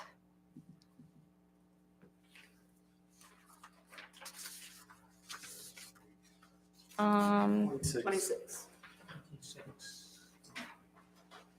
So essentially what I did is you have all the original language, and essentially the colored text is indicated where I propose a change. So other than what I mentioned earlier on the consideration of potentially 2 residential districts, based on density discussions, we may or may not want to do that. So that's going to be my first blanket question. Because one of the things we do is we want to paint a general idea of what is this district allowed. So this is a residential district is intended for single family conventional homes. And so location requirements, we kind of list that in as far as where we would anticipate that being in the village, which is essentially anywhere where we can have water and sewer and adjoined by other residential districts. So the question becomes, I guess from a density standpoint, we have kind of a conundrum. So there's the issue that we want to keep our small town feel, which means not increasing the number of dwelling units. But we have high taxes and high expenses regarding utilities. And nothing, I would say, is speculating that those costs are likely to go down. So if we maintain what we have, how are we going to remedy the imbalance of the cost of those and maintaining the same level of individuals that are there? I think something else that's important to note is in recent history, we've had a lot of village residents not be able to find what they need, and they have to move elsewhere. They really enjoyed the community, but they just can't find what they necessarily needed from a housing standpoint. And that's another question is, that's how do you keep that small town feel in looking at the broader picture of do you need more? Couldn't a portion of the small town feel be if the township does a lot of building in and around the village? Because those people travel through the village. And so we only have limited property. And once we're done, we're done. The township has acres and acres and acres and acres. If that ever got built up, you'd have a huge community around here, and it wouldn't necessarily be anything the village can do about it. I mean, that would be, that would be up to the township. So I understand the idea of the small town feel, but we can only go so far, and then we stop. That's as far as we can go. But the township could expand that small town feel simply because of the amount of acreage that they have available in and around us. That's true, but it doesn't help the costs. Doesn't do anything No, for the cost of Elma. it doesn't. The village. No, it doesn't. It's not adding more people to the village, so our costs are gonna keep going up. Yeah. Oh, I know they do. That's the point So I've I'm- been making for years. Huh?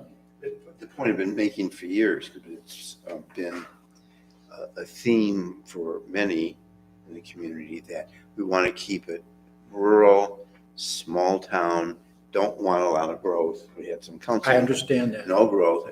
And then I have to respond with, every year, are you aware that costs go up and up and up and up? So somehow you have to generate enough revenue to keep things going. Yep.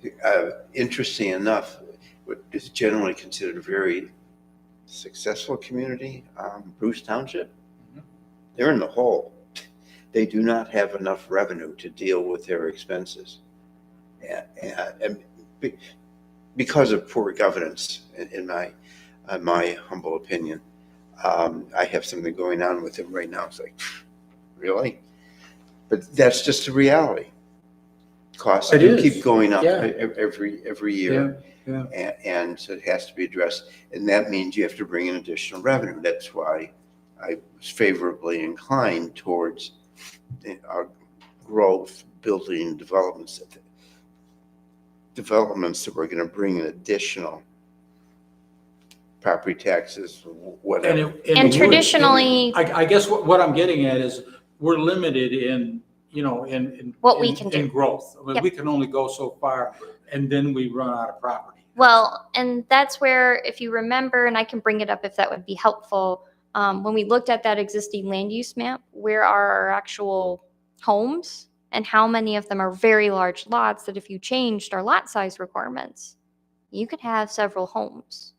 And then we did some of those speculative, specifically on some of those vacant lots, we did some speculative calculations on if you were to consider density differently from not just a single family standpoint, because one of the only ways to combat, traditionally, the only way to combat affordability issues, you increase the supply. If you increase the supply, then you can change the numbers. And so from a renter standpoint, that's the demographic that's having an affordability issue in our community. And so when we looked at infill, when we looked at individual lots, you could look at 7 to 9 single family, or you could have 50 multiple family units, just on infill, as opposed to accessory dwelling units, which we briefly talked about, which would essentially be 2 dwelling units on the same property. Those are typically rentals. And if we looked at those based on lot size, what made sense, you could consider additional housing from that metric. But I recommend that we don't just do that based on lot size. You would want different districts, because if you're a traditional subdivision, you don't necessarily want that density. You bought a traditional subdivision, and we'd want to maintain that character, especially as you sprawl out from our downtown center. But could you expand the downtown grid system in a way, either south along 53, where that density wouldn't be as odd in a way? Could you encourage that? And again, that's something that the market is something that we can't control, but we can control lot sizes, which, We have a developer that wanted to annex into the village, and we turned it down. annexation is a Well, route. we turned it down because we couldn't do the water and sewer to it. Right? But the time keeps going. Go there, you wanted to annex it? Annex. Well, there was 2 issues with that. One, the village was gonna lose money by allowing water and sewer to go out there. And 2, it wasn't gonna be annexed, it was gonna be township. And then we were gonna have, That was a different one. You're talking about with the hospital? No, there was one that was going, one that had been annexed off of Kidder Road. That's what I'm talking about. Annexation is a poison. we haven't had any serious annexation talks in 20 years. It just happened 3 years ago, 2 years ago. They were talking about being annexed. That was, the only one I'm aware of is it was South of commercial. Berkshire. It was commercial oriented though, not residential oriented. Residential. Yeah, it was They Blake's. wanted, no, they wanted a. Do you remember, Kim? It was across from Drakeshire. Is that what you're talking about? The one across from Drakeshire, they wanted water and sewer, but they didn't propose annexation. I thought they wanted We annexation too. Roe did a study on that, and the cost coming back to the village for providing water and sewer was gonna put more strain and cost on our water system than it was worth to bring the homes in. And secondly, because it was gonna be township land, then we had water infrastructure in the township that we didn't maintain within our water system. So Okay, I was under the assumption. it was not proposed as an annexation. It was proposed as a township subdivision providing water and sewer services from the village. And at that time, it was not cost effective for the village. If you bring up the topic of annexation, we were anticipating any kind of cooperation from the township. You can't annex, you have to do a 425 agreement. And the 425 agreement is, and we actually did one. But never came to Many fruition. years ago. Never came to fruition. Yeah, because it took 2.5 years to put the agreement together, and by that time, the real estate market had changed, and the Stoop brothers said, thanks, but no thanks. Because it No, we won't, put it it won't together. work for us No, anymore. No, they had a year or two before the crash happened. Because we did that like in 2004, 2005. And the crash didn't happen until 2009. Oh, no, I'm not, yeah, the big crash, 2008, yes. But even by 2004, 2005, they just said it was no longer viable for them to do it because they were, aside from doing, it was a senior condo development, I think. And they were going to, for free, build a senior center to make it attractive and tried to sell it that way. But it took a long time. And by then, the real estate market had changed. It hadn't crashed, agreed. 2008 was the big crash, which changed the world. And God only knows what's going to happen now. The real estate market's all over the place. And there was just this fantastic jury verdict wherein it was determined that real estate brokers had been fixing prices, their commissions, and their association it was a class action of some sort, for $1.8 million in damages against real estate agents. You're fixing the price and we can't negotiate it, which is not true. I've negotiated those, but it's going to take the real estate market and the agents are going to go, woo, what? Mhm. So that's just one small factor of everything that's going to be going on. You know, mortgage interest rates and supply and demand is like, So one of the things that we can control specifically is lot sizes. So one of the things we talked about with the housing study was lot sizes and where does that equal. So on the screen in your yellow are everything that's over 2 acres, which we only require. Our smallest lot is about 1/4 acre. So if you look at that, generally speaking, we have a lot of single family homes. Oops, man, lost it. Okay. Single family homes that are on large acreage. one of them, one time, 9 acres in old Dr. Lane, Dr. Lane's old place was 10 acres. But that was pretty unusual. Correct. I didn't think there were many There's parcels in the village. Pardon? 10 acres somewhere. Yeah. 10 acres, correct. 10 acres is a different ballgame, but I'm only joking. Or are you unusual?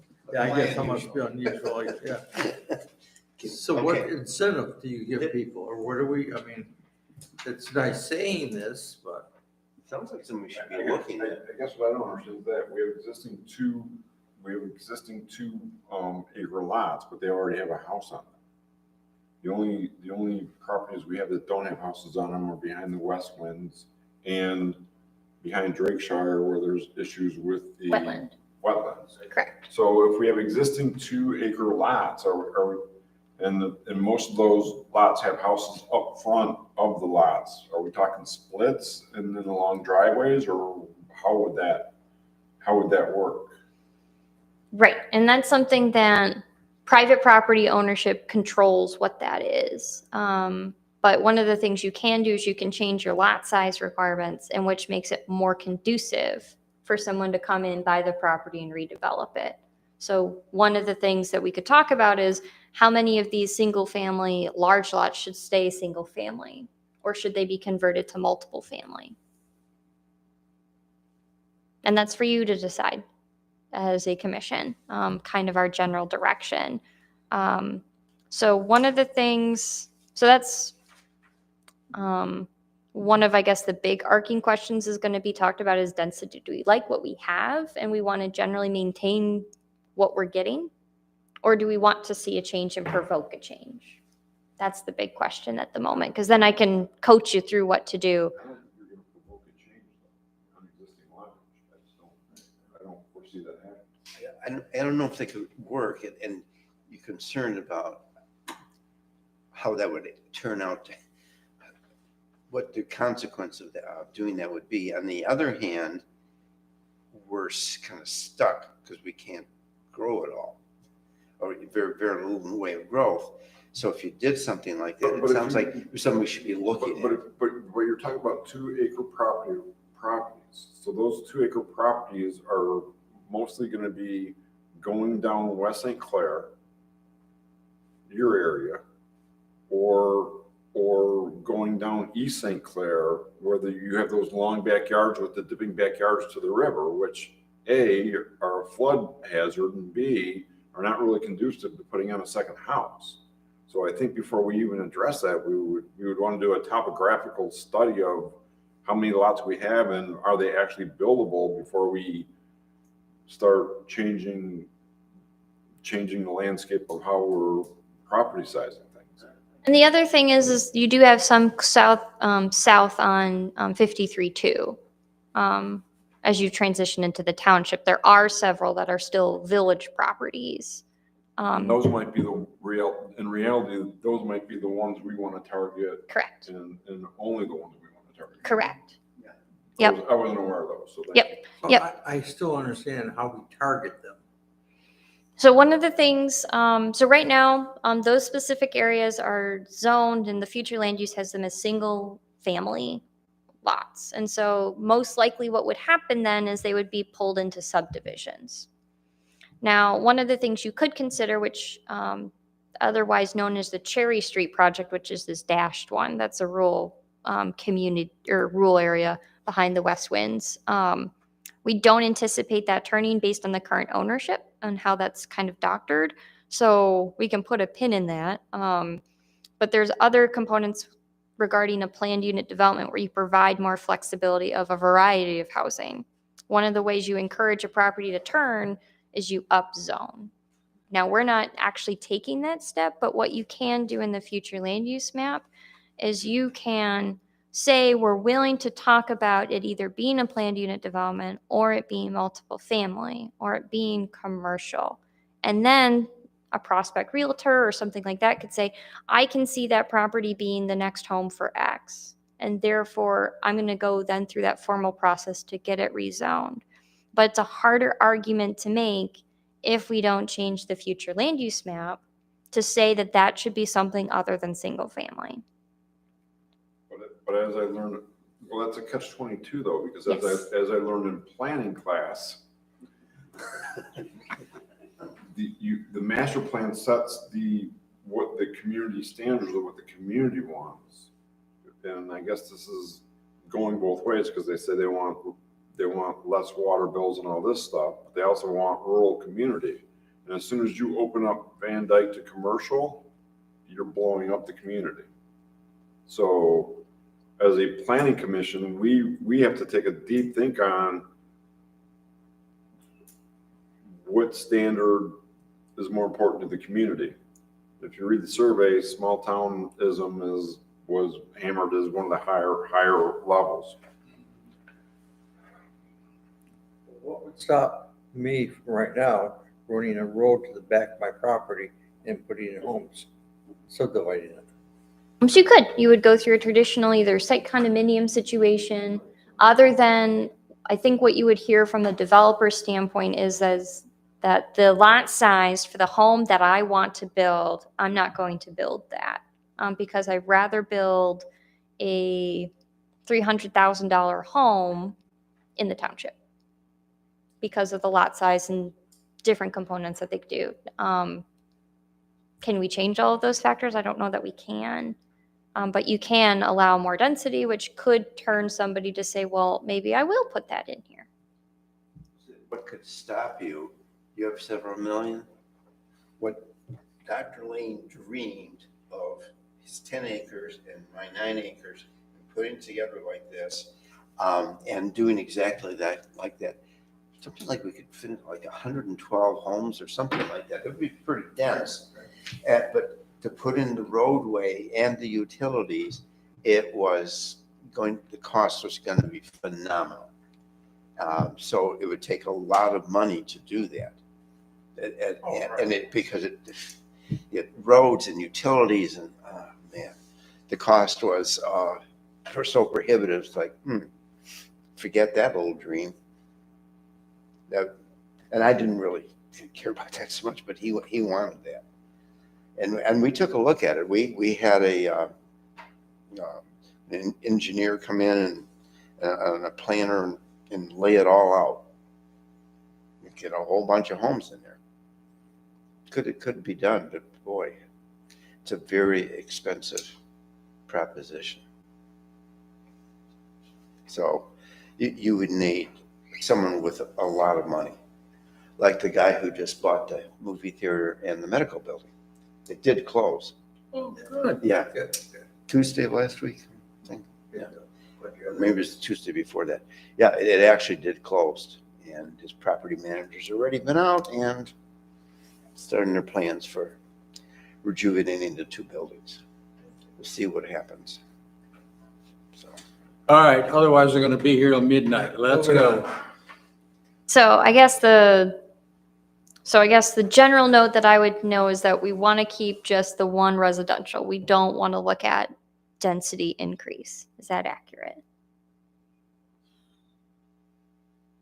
Should like to take a look at it. The density increase. I may be the only one, but I'm thinking in terms of any more potential growth.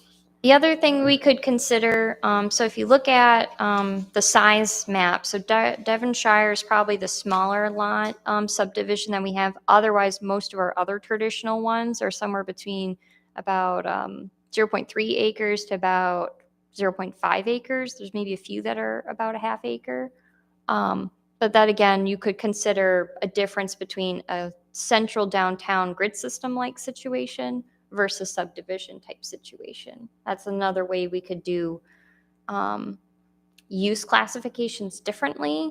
But if we're going to have the exact same metrics, it doesn't make sense to have two zoning districts. We might as well just keep it all in one. And if there's any information that I can provide to help you make that decision, I can also look into that and then we can rain check that item. But we don't want to, that would be significant for us. So we'd want to make sure that we mention it at the open house if we are going to make a change like that. I wouldn't mind Maybe seeing that. you bring it up at the open house as a discussion like we're having right now. Okay. On the M53 part of it, because we've got young people that say we need more shopping and more valuables downtown, but I don't want a Home Depot at the village limit. You know what I'm saying? When you open it up to commercial. So what kind of commercial is it going to be? And at the same time, you've got 60% of the applicants saying we want the small town feel. And by opening up commercial on M53, you're going totally against what they're asking for. So maybe at the open house, we can simplify the discussion of that zoning area and get a clear opinion of our fellow citizens. A big box would definitely kill this small town rural community thing. You open it up to commercial the way the growth's coming, if the real estate stabilizes and they kill the electric cars, so people don't move out. I mean, if the electric cars continue, people aren't going to move out here to live because they're not going to be able to afford driving their car 45 minutes back and forth every day, charging it all the time. And I mean, with regard to EV, the latest communications I'm seeing with regard to that is that, well, it's being touted in Ford and GM, we're going forward with it. And I think Mary Barra, the CEO of GM, is going, wait a second. This is not looking as profitable as we thought it's going to be. There's so much. Yeah.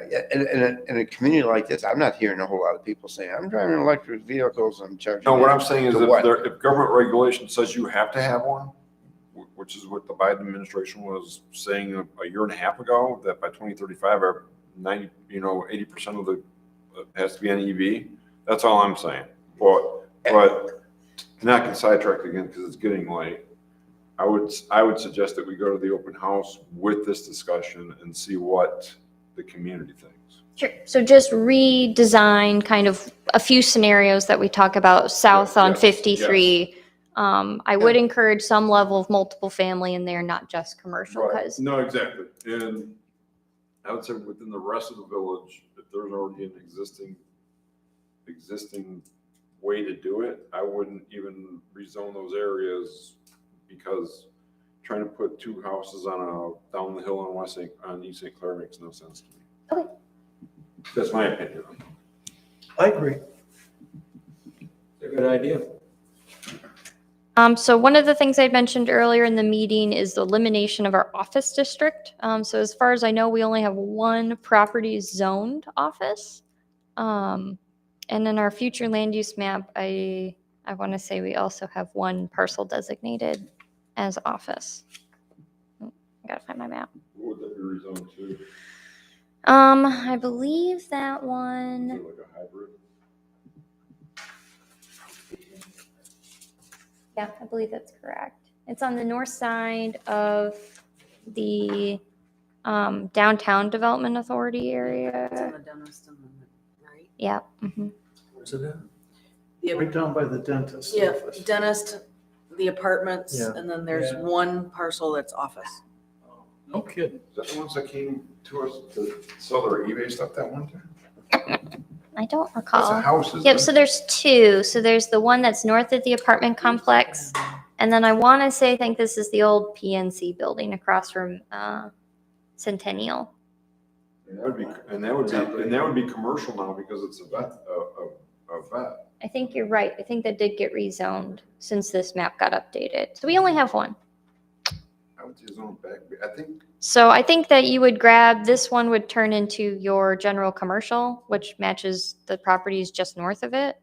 And then this one would hang which properties are those? down. Right. How long? And I had a client who actually had a business out of one of those homes. Across the car wash. It went Yeah, Right at the across corner. the street from the car why wash. don't we just rezone it back to, There's a home out Residential. reading one. You could. Back. Well, they had a salon it's a in there. house. Wasn't it a The salon? or one something across that from- lady the was one trying to from- operate? Yeah, yeah. The one It's right the across from the parcel car just wash, that north two-story of house. the I apartments. think she had a salon in there for a East while. side Yeah. Van Dyke, Mm-hmm. Didn't she? And Yeah, then I think so. And then it failed, across from the car wash.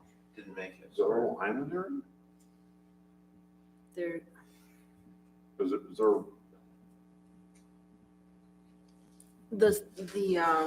the big apartment complex, like right right. Right here, The just apartment, the north. dentist, you have the dentist right there, the two houses.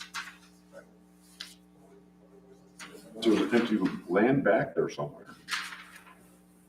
I wonder if that was that there's, No, someone came to us with council about 10 years ago and they were gonna have like an eBay type of, but they were also gonna have a drive up, like an antique type place, wasn't it? And and Was it this one? Yeah, 6814? yeah, and it's a house. So it should be zoned back to residential. This one, I think. Yeah, That's the one I'm thinking of. Yeah, that's it right The there. lady operated a salon out of I that for thought a they while, switched it back to residential. right at the bend.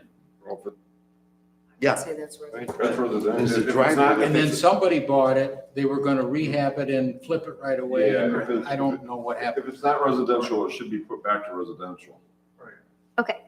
Yeah. And that would eliminate, All right, so I'm gonna change this because I want to say, based on our zoning map, the house to the north that was a brick, that looked like it was also zoned I1 or C2. it should be residential. So we want this whole block here to Yes, be a yes, residential yes, home. yes. Okay.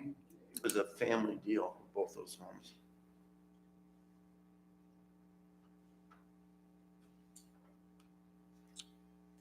Yeah, 'cause I think those got rezoned. Okay.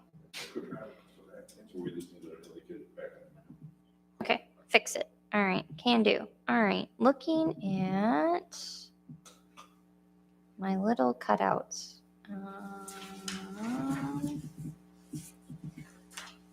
Okay, so I'm on page 31. We'll see if we get through a few of these. If not, no biggie. So what this is again, as I mentioned, these are aerial images of parcels where do we want to rethink what they are or not. So there's these behind Drakeshire and then the extension of the Kalen subdivision. Do we want to keep those as R1? As opposed to what? is what? So we could pick any additional future land use classification. I think generally speaking, if you're asking for my recommendation, probably keeping it R1 makes the most sense because we would see extensions of that. So Wouldn't we have a lot of neighbors up in arms if we zoned it commercial? It'd be a way to get a lot of people at the. Yeah, we'd have a full house here. Whoa. So next page is across from East Ridge. So there's a single family home, and then I think this other single family home that's behind it. It's a landlocked parcel, so excluding that issue. I believe these aren't considered, I think they're multiple family right now. And so if they are existing single-family homes, do we want to return them to a single-family situation in which they would be considered? Or do we want to take these three and have it match the north and south property, which is multiple family, which if somebody were to come around, package these properties and increase the density specifically in this little area? I don't know how conducive that is. What would we like to do? So they could either be condos or rental units. Is that what you're saying? Potentially. I mean, to flow with the. Correct, with what's I would- around them. I would say do that, because it talks about what we were talking about, giving you more density without a major cost. So we'll switch those to multiple family. Great. Next one is along St. Clair. So there's several of these deeper, like we mentioned, deeper single-family lots. They do have the river, so there is a floodplain slight component there. And then there is a vacant lot, or well, there is a home on it, south side of Stone Street next to our wastewater facility. And so these are deeper lots. Not too far from here to the right, you do have smaller apartment complexes, which are about two buildings. Some of them have 3 buildings. So another option would be is more the ones closer to Spring Street as you get away from the river. These could potentially be ones, sorry, there's a bug on my screen now. Okay. That you could consider having those transition to a higher zoning district as well. Otherwise, this whole area is R1, and we could keep it that way if we wanted. I don't know why you'd want to change it. Like I said, if we want a lot of people here, we just start changing these, some of these. We'll have a full house. So I'll keep these 1. Next is the area we just talked about a little bit ago, but looking south on that 53. So primarily agricultural. There are some single family homes there. Is that something, so like the bigger property, typically that would be like a planned unit development where you could see a mixture of single family homes, either attached or detached. You could potentially have some apartments in there. You could have some commercial closer to the main drag or an office situation. That bigger parcel may be more conducive for something like that rather than the smaller ones. You do have some that are several acres though too, in which that could be multiple family, but it goes back to how do you want to see this corridor reimagined if we wanted to? Are these all privately owned right now? Absolutely. They are. I think there is an agreement to some extent for this property here south of the river to potentially be township. Is that, or to be village? Is that correct, Mr. Trent? Or am I in the wrong spot? Yeah, that is village south of the river there. Parcel south of here. I thought we were gonna buy more for the park. The trailer Oh, park, yeah. the backside of the trailer park. So this, yeah. Sherwood's property. That's what she's talking about. Anyway, here nor there. For the most part, these are private. And again, all we're doing is opening a door. They have to choose to rezone it. That's always been our attitude, is by allowing it to be something other than R1, we are opening that door. The building on the, north of that, just on the other side of the river is the fireplace place, right? That's correct. Yeah. So there is some level Which of is commercial. Mhm. And so could you see some of that cascade down from it and then have it be commercial on the, now I don't recommend split zoning because it's obnoxious to deal with in the after fact. So I hesitate to do that for a future. So I'd rather consider if you wanted to do a transition from your commercial to multiple, But isn't this the area we were just talking about? correct, That we're- reimagining. Yeah. So so unless we have a more direction, what I would do then is for our open house, have like 3 alternatives and then they could vote on those 3 This is the area alternatives. you want to talk about at open house. That's right. Yeah. Yep. Okay. So we're good with open house. Yep. and we'll have a few options. Yep. All right.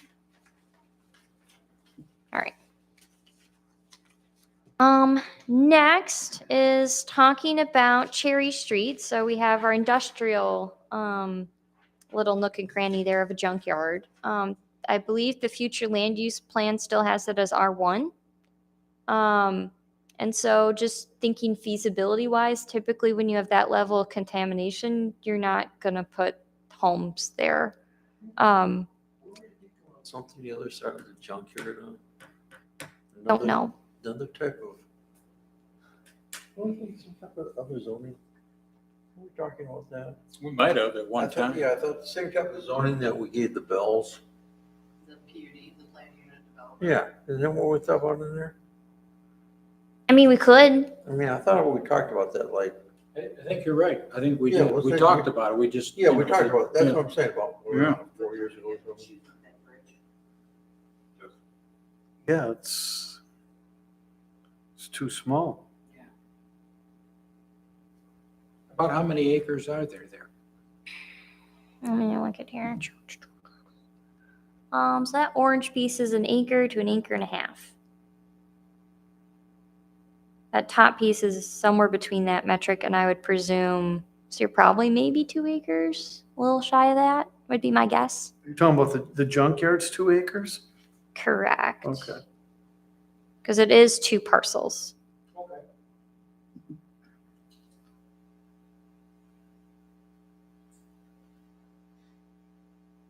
I just know that. Anything going on there? Is that active? No. Is somebody, is it a resident that owns it? Or is it somebody outside the village? Somebody outside the village. Okay. I'm assuming they're current on their taxes and all that? Okay. So we I can like keep your it as is, but. We can keep it as is if we want, it's just not likely to be feasible. It's the only reason I flagged it as we So may it's want to currently, change it's it. currently zoned what? Is that R1? I thought it was R1. Well, the future land use was R1. R1? Let me double check. Yep, so the future land use is R1, so it's right over here, north of the PUD of Cherry Street. So the future has it as R1. I want to say, I think it is zoned industrial though right now. I might be wrong, but But if it's not feasible to be R1. why set it up for failure was my question. Right. So we could consider a planned unit development. If you made it a planned unit development, not that anybody is ever gonna do it, but if you made it, since there's 2 parcels there, if you make it a PUD, wouldn't that give you better incentive for somebody to come in, buy it, and do the cleanup on the property? Correct, because they could have a combination of residential and commercial, which you can always Right. flat top. You don't want to Yeah. put in basements, Right. you could just You're cover not it. gonna be allowed, I mean, if the contamination's there, you're not gonna be allowed to build underneath it. We learned that with Dollar General. And typically, when you're looking at state funding to compete for assist and gap funding, so when you have a project and there's a difference between what you have and what you can do, they're looking for how many jobs are you creating. So that's one of those other things. If it is something that allows you to do a little bit of both, Right. you could potentially market additional funding to help you with that effort. There was the site where Dollar General is. We got that CMI grant, $1 million. Well, and that was to take out all the contaminated soil.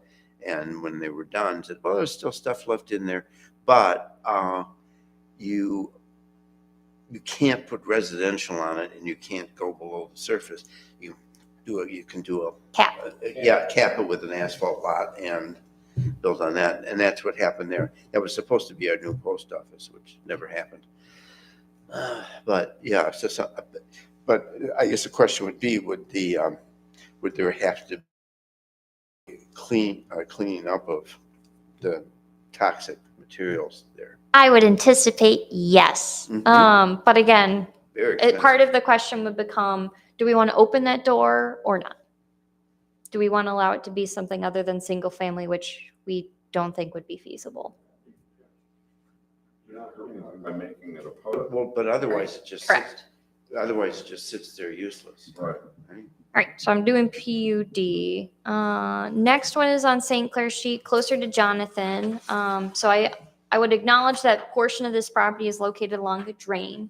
So we do have to be somewhat careful. Some of these parcels are landlocked, so they don't have true frontage. You do have this U property at the north side, and then it does connect farther down into this other area. So all of this area is considered I1, or sorry, not I1, R1, residential. And so I guess the question is, do we want to see something else in which they might stitch these properties together? You could have more of a multiple family. I don't know that that's all that conducive because you have the drain that's right there. It's kind of unfortunate properties. Leave it the way it is. Okay.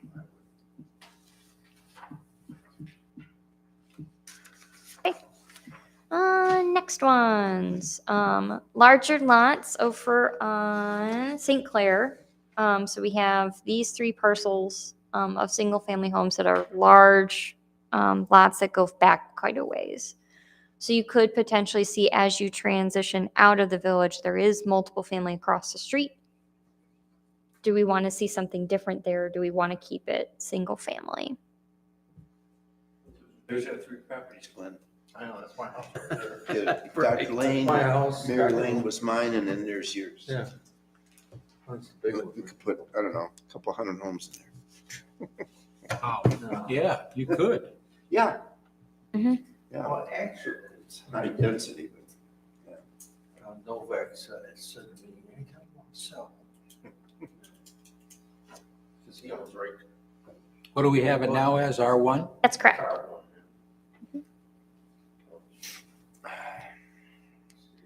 We don't want to get Glenn upset, so maybe. Well, so you change it to, it's R1. No, but I mean, what could you change it to? I know. I would go industrial. We could put industrial. Well, they keep talking, we need nuclear plants, so. Yes. It would fit. Yeah. Yes, I can buy and see the sign of what's going to be all right. All right, next one is at the, is also on St. Clair Street at the end of day, or near day in school.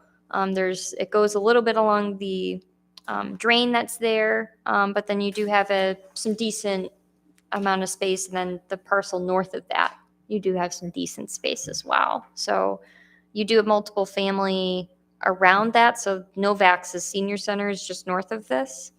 So you could potentially see either a continuation of school, potentially in a grid situation, or multiple family.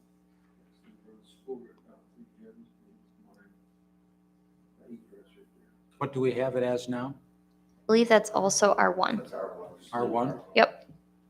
The owner of this property has come in to meet with me several weeks ago. Back in 2008, he actually approached the village manager at that time about putting in an apartment complex. And the economy tanked at that time, so it went on the back burner. Now here we are 15 years later, and he's got interest in possibly pursuing his 15-year-old dream again. It is a wooded lot to the north. Who owns it? I don't know. Could be behind the bells, I think Novak owns it. Right where Mulber's on. Right by the creek there. Yeah, I think There was it's, Woods on that house. yeah, there's woods there, go running there, and Yeah, no, but it might be owned by Novak. Well, if he was going to pursue that, he'd have to come for a zoning change, right? That's correct. Yeah. And by changing the future land use to be multiple family, that would make an easier rezoning case for that individual. Because right now it would be not straightforward because it's currently R1. There are factors that can help contribute that there is multiple family nearby. And they are on a major arterial road, which is St. Clair. I think we should leave it R1 if you want to rezone.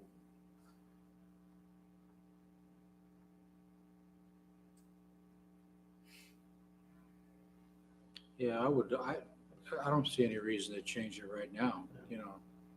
if his 15-year dream comes out, he can always come before the council and we can change the zoning. Where would that be? Where does? It was this you wanna put parcel, it?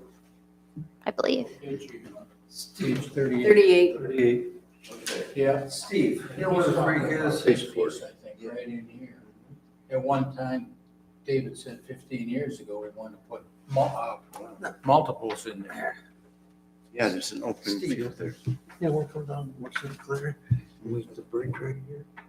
Yeah. Okay, this used to be woods. This thing used That's to be woods. a low area too, Of though. course, yeah, isn't that a? I was gonna wouldn't he say, have because problems this guy with maintained, floodplain? the guy in the house there, he cuts that grass, even though it's not his, and it's always low. It's a low Caitlin, area. wouldn't they might also have a problem with having to deal with a floodplain? I don't know that you'd have a significant floodplain issue because it is considered a drain.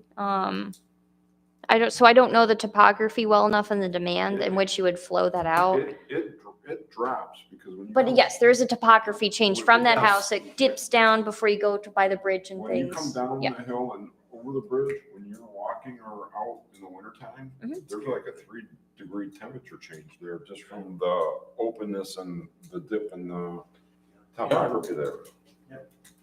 So, It's a relatively large parcel, and from an engineer firm, engineering solves many problems.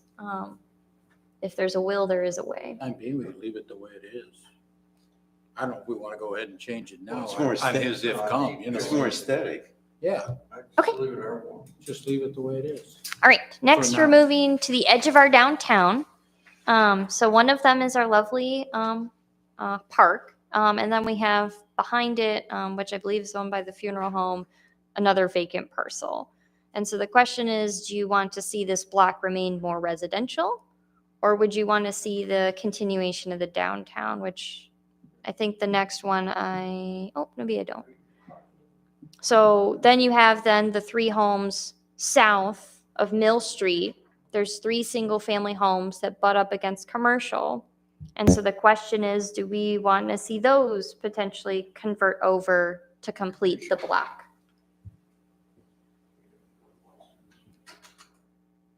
But I know there's been discussion over the years and we previously discussed master plans. And you see many towns where these residences are now commercial enterprises, law offices, doctor's offices, whatever. And actually, the initial discussion was putting it north of St. Clair, going north but we're talking about the 3 houses on, and south. we're talking about the 3 houses on, Branch. Brand Street that go between the funeral home and well, there's one that's right off of the parking lot between the funeral home. Then there's 3 more that go south until where that old Teleplanet industrial building is, right? Correct. That's what we're talking about? Yep, that's where we're talking about. South of the gas station. Behind, So future land map, we would consider R1 or commercial? typically, our downtown, not commercial, Or downtown. I don't know. So So would it be enhanced if we did open it up to being commercial? So we get more businesses in.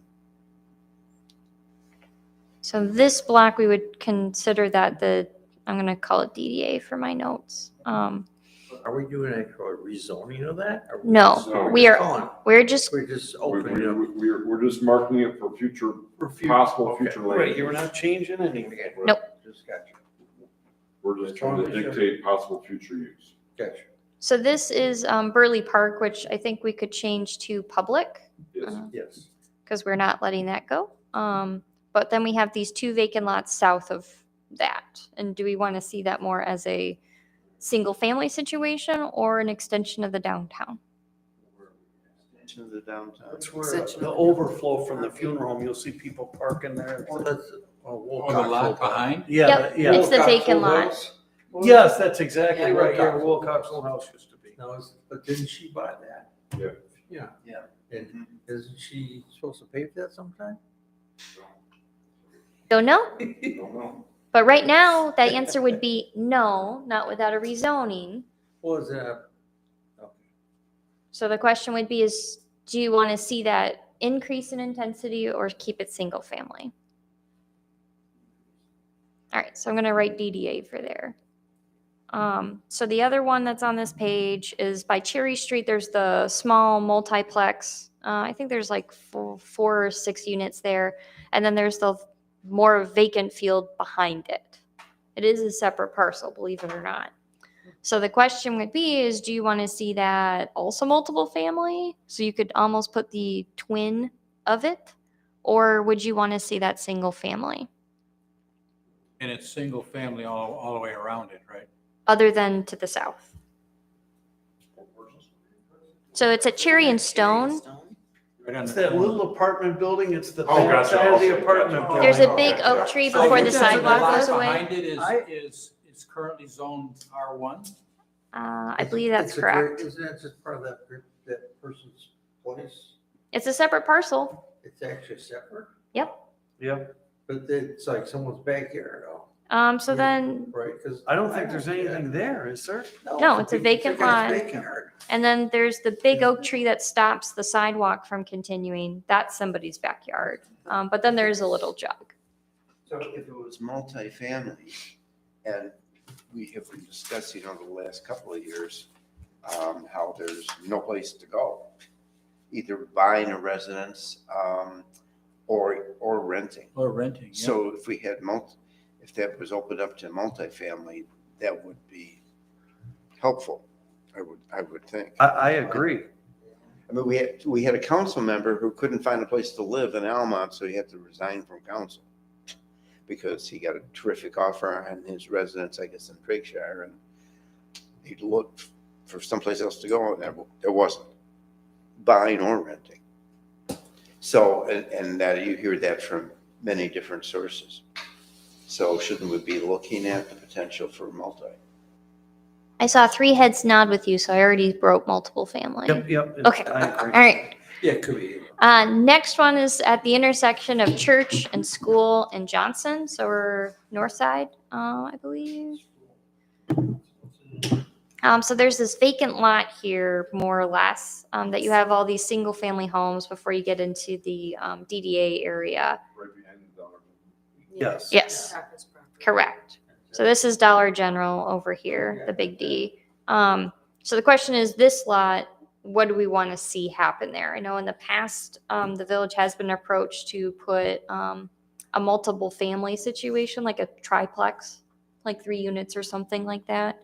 So do we want to see, it is a reasonably larger lot. Isn't it currently the way it's laid out that you can't put nothing there because it doesn't meet any standards for the lot size? No, it's bigger than everyone that's around it. I thought I heard that before, that's why. Well, they there used to be a built it. house sitting on that thing. Because I was gonna actually bring that up in our discussions tonight, that lot, because we were talking about lot sizes. What's that? But it looks pretty big. So it is pink. So pink means it's somewhere between a 0.4 to half an acre. So it's 2 lot sizes from our minimum, Okay, more or less. my bad. That's all right.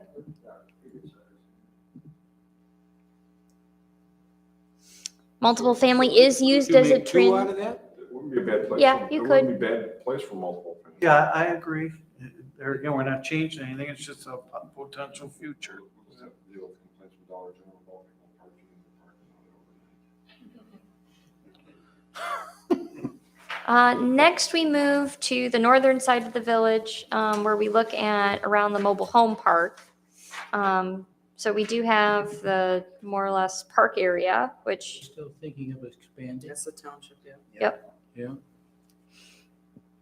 So the question would be, do we want to see honoring that as public space, or we could consider it, Public space. Public. okay, I think this plan is too important to the community to work about the importance of what it brings.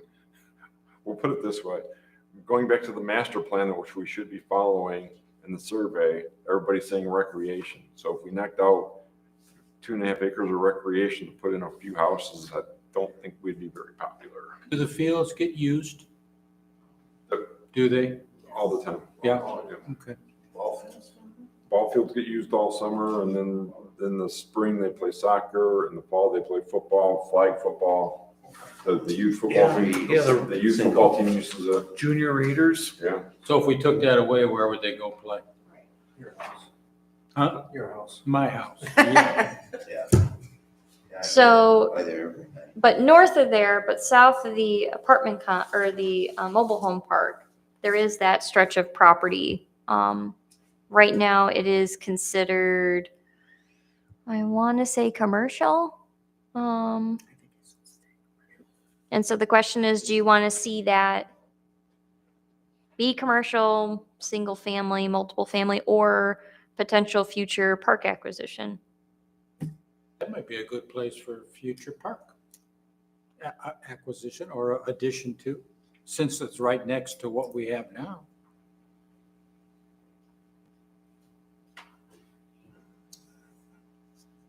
Because one of the things to know is parkland is permitted in R1. So if we put it as R1, we can always have it be parkland eventually, potentially. Okay, That would be a good idea. Then. Gives us the flexibility then, right? correct. I would like you to be aware that there are a number of parties that have been trying to acquire that property over the last couple of years, but because of some deed issues that exist with that property, What would they like to do with it? commercial Commercial. and/or multifamily, like an apartment complex. I wouldn't have a problem with multifamily, commercial in that area. Chain of title issues? What is it zoned right I now? don't think so. I thought it was C1. Need a I lawyer. thought it was commercial as well. I'll Yeah, fix I it. think you're right. Do that all the time.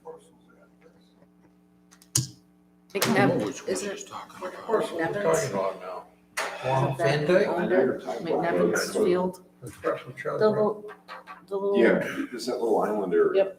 Because the Yep. people use it right now on the backside, they use it to park for the baseball. Yep. But on the front side, if you're coming in off of Van Dyke, trying to get in and out of a commercial entity right at the curb there, that's a little It dangerous. is commercial Mhm. right It now. is? Yeah, it is. Really? Commercial. We may want to change that. Multiple family or still to R1? That's it. I want or multiple family. Yeah, either one. I will find a clever way to do that. I knew you would. Which always- So with that is all my future land use points of discussion. The only thing that we didn't really get to is talking about development sites, picking a small for minimal amount. But we can also rain check that for another night if you would like. That sounds like a very good idea. All right, I will do that. And that's it for me. Thank you very much. It's a lot of information. Mhm. Do we have anything else? David, you have anything for us? No, not tonight, Not but tonight. after the microphones are off, if you gentlemen could stick around for just 1 minute, I'd like to share some personal information with you.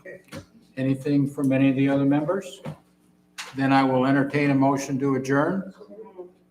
I have a motion and a second. All those in favor? Who seconded? All those opposed? Motion carried. Who We are seconded? adjourned.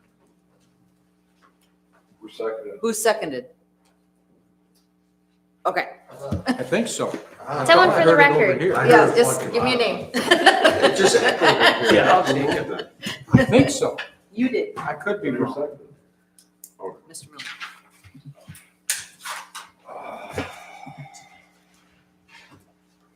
So how are we doing?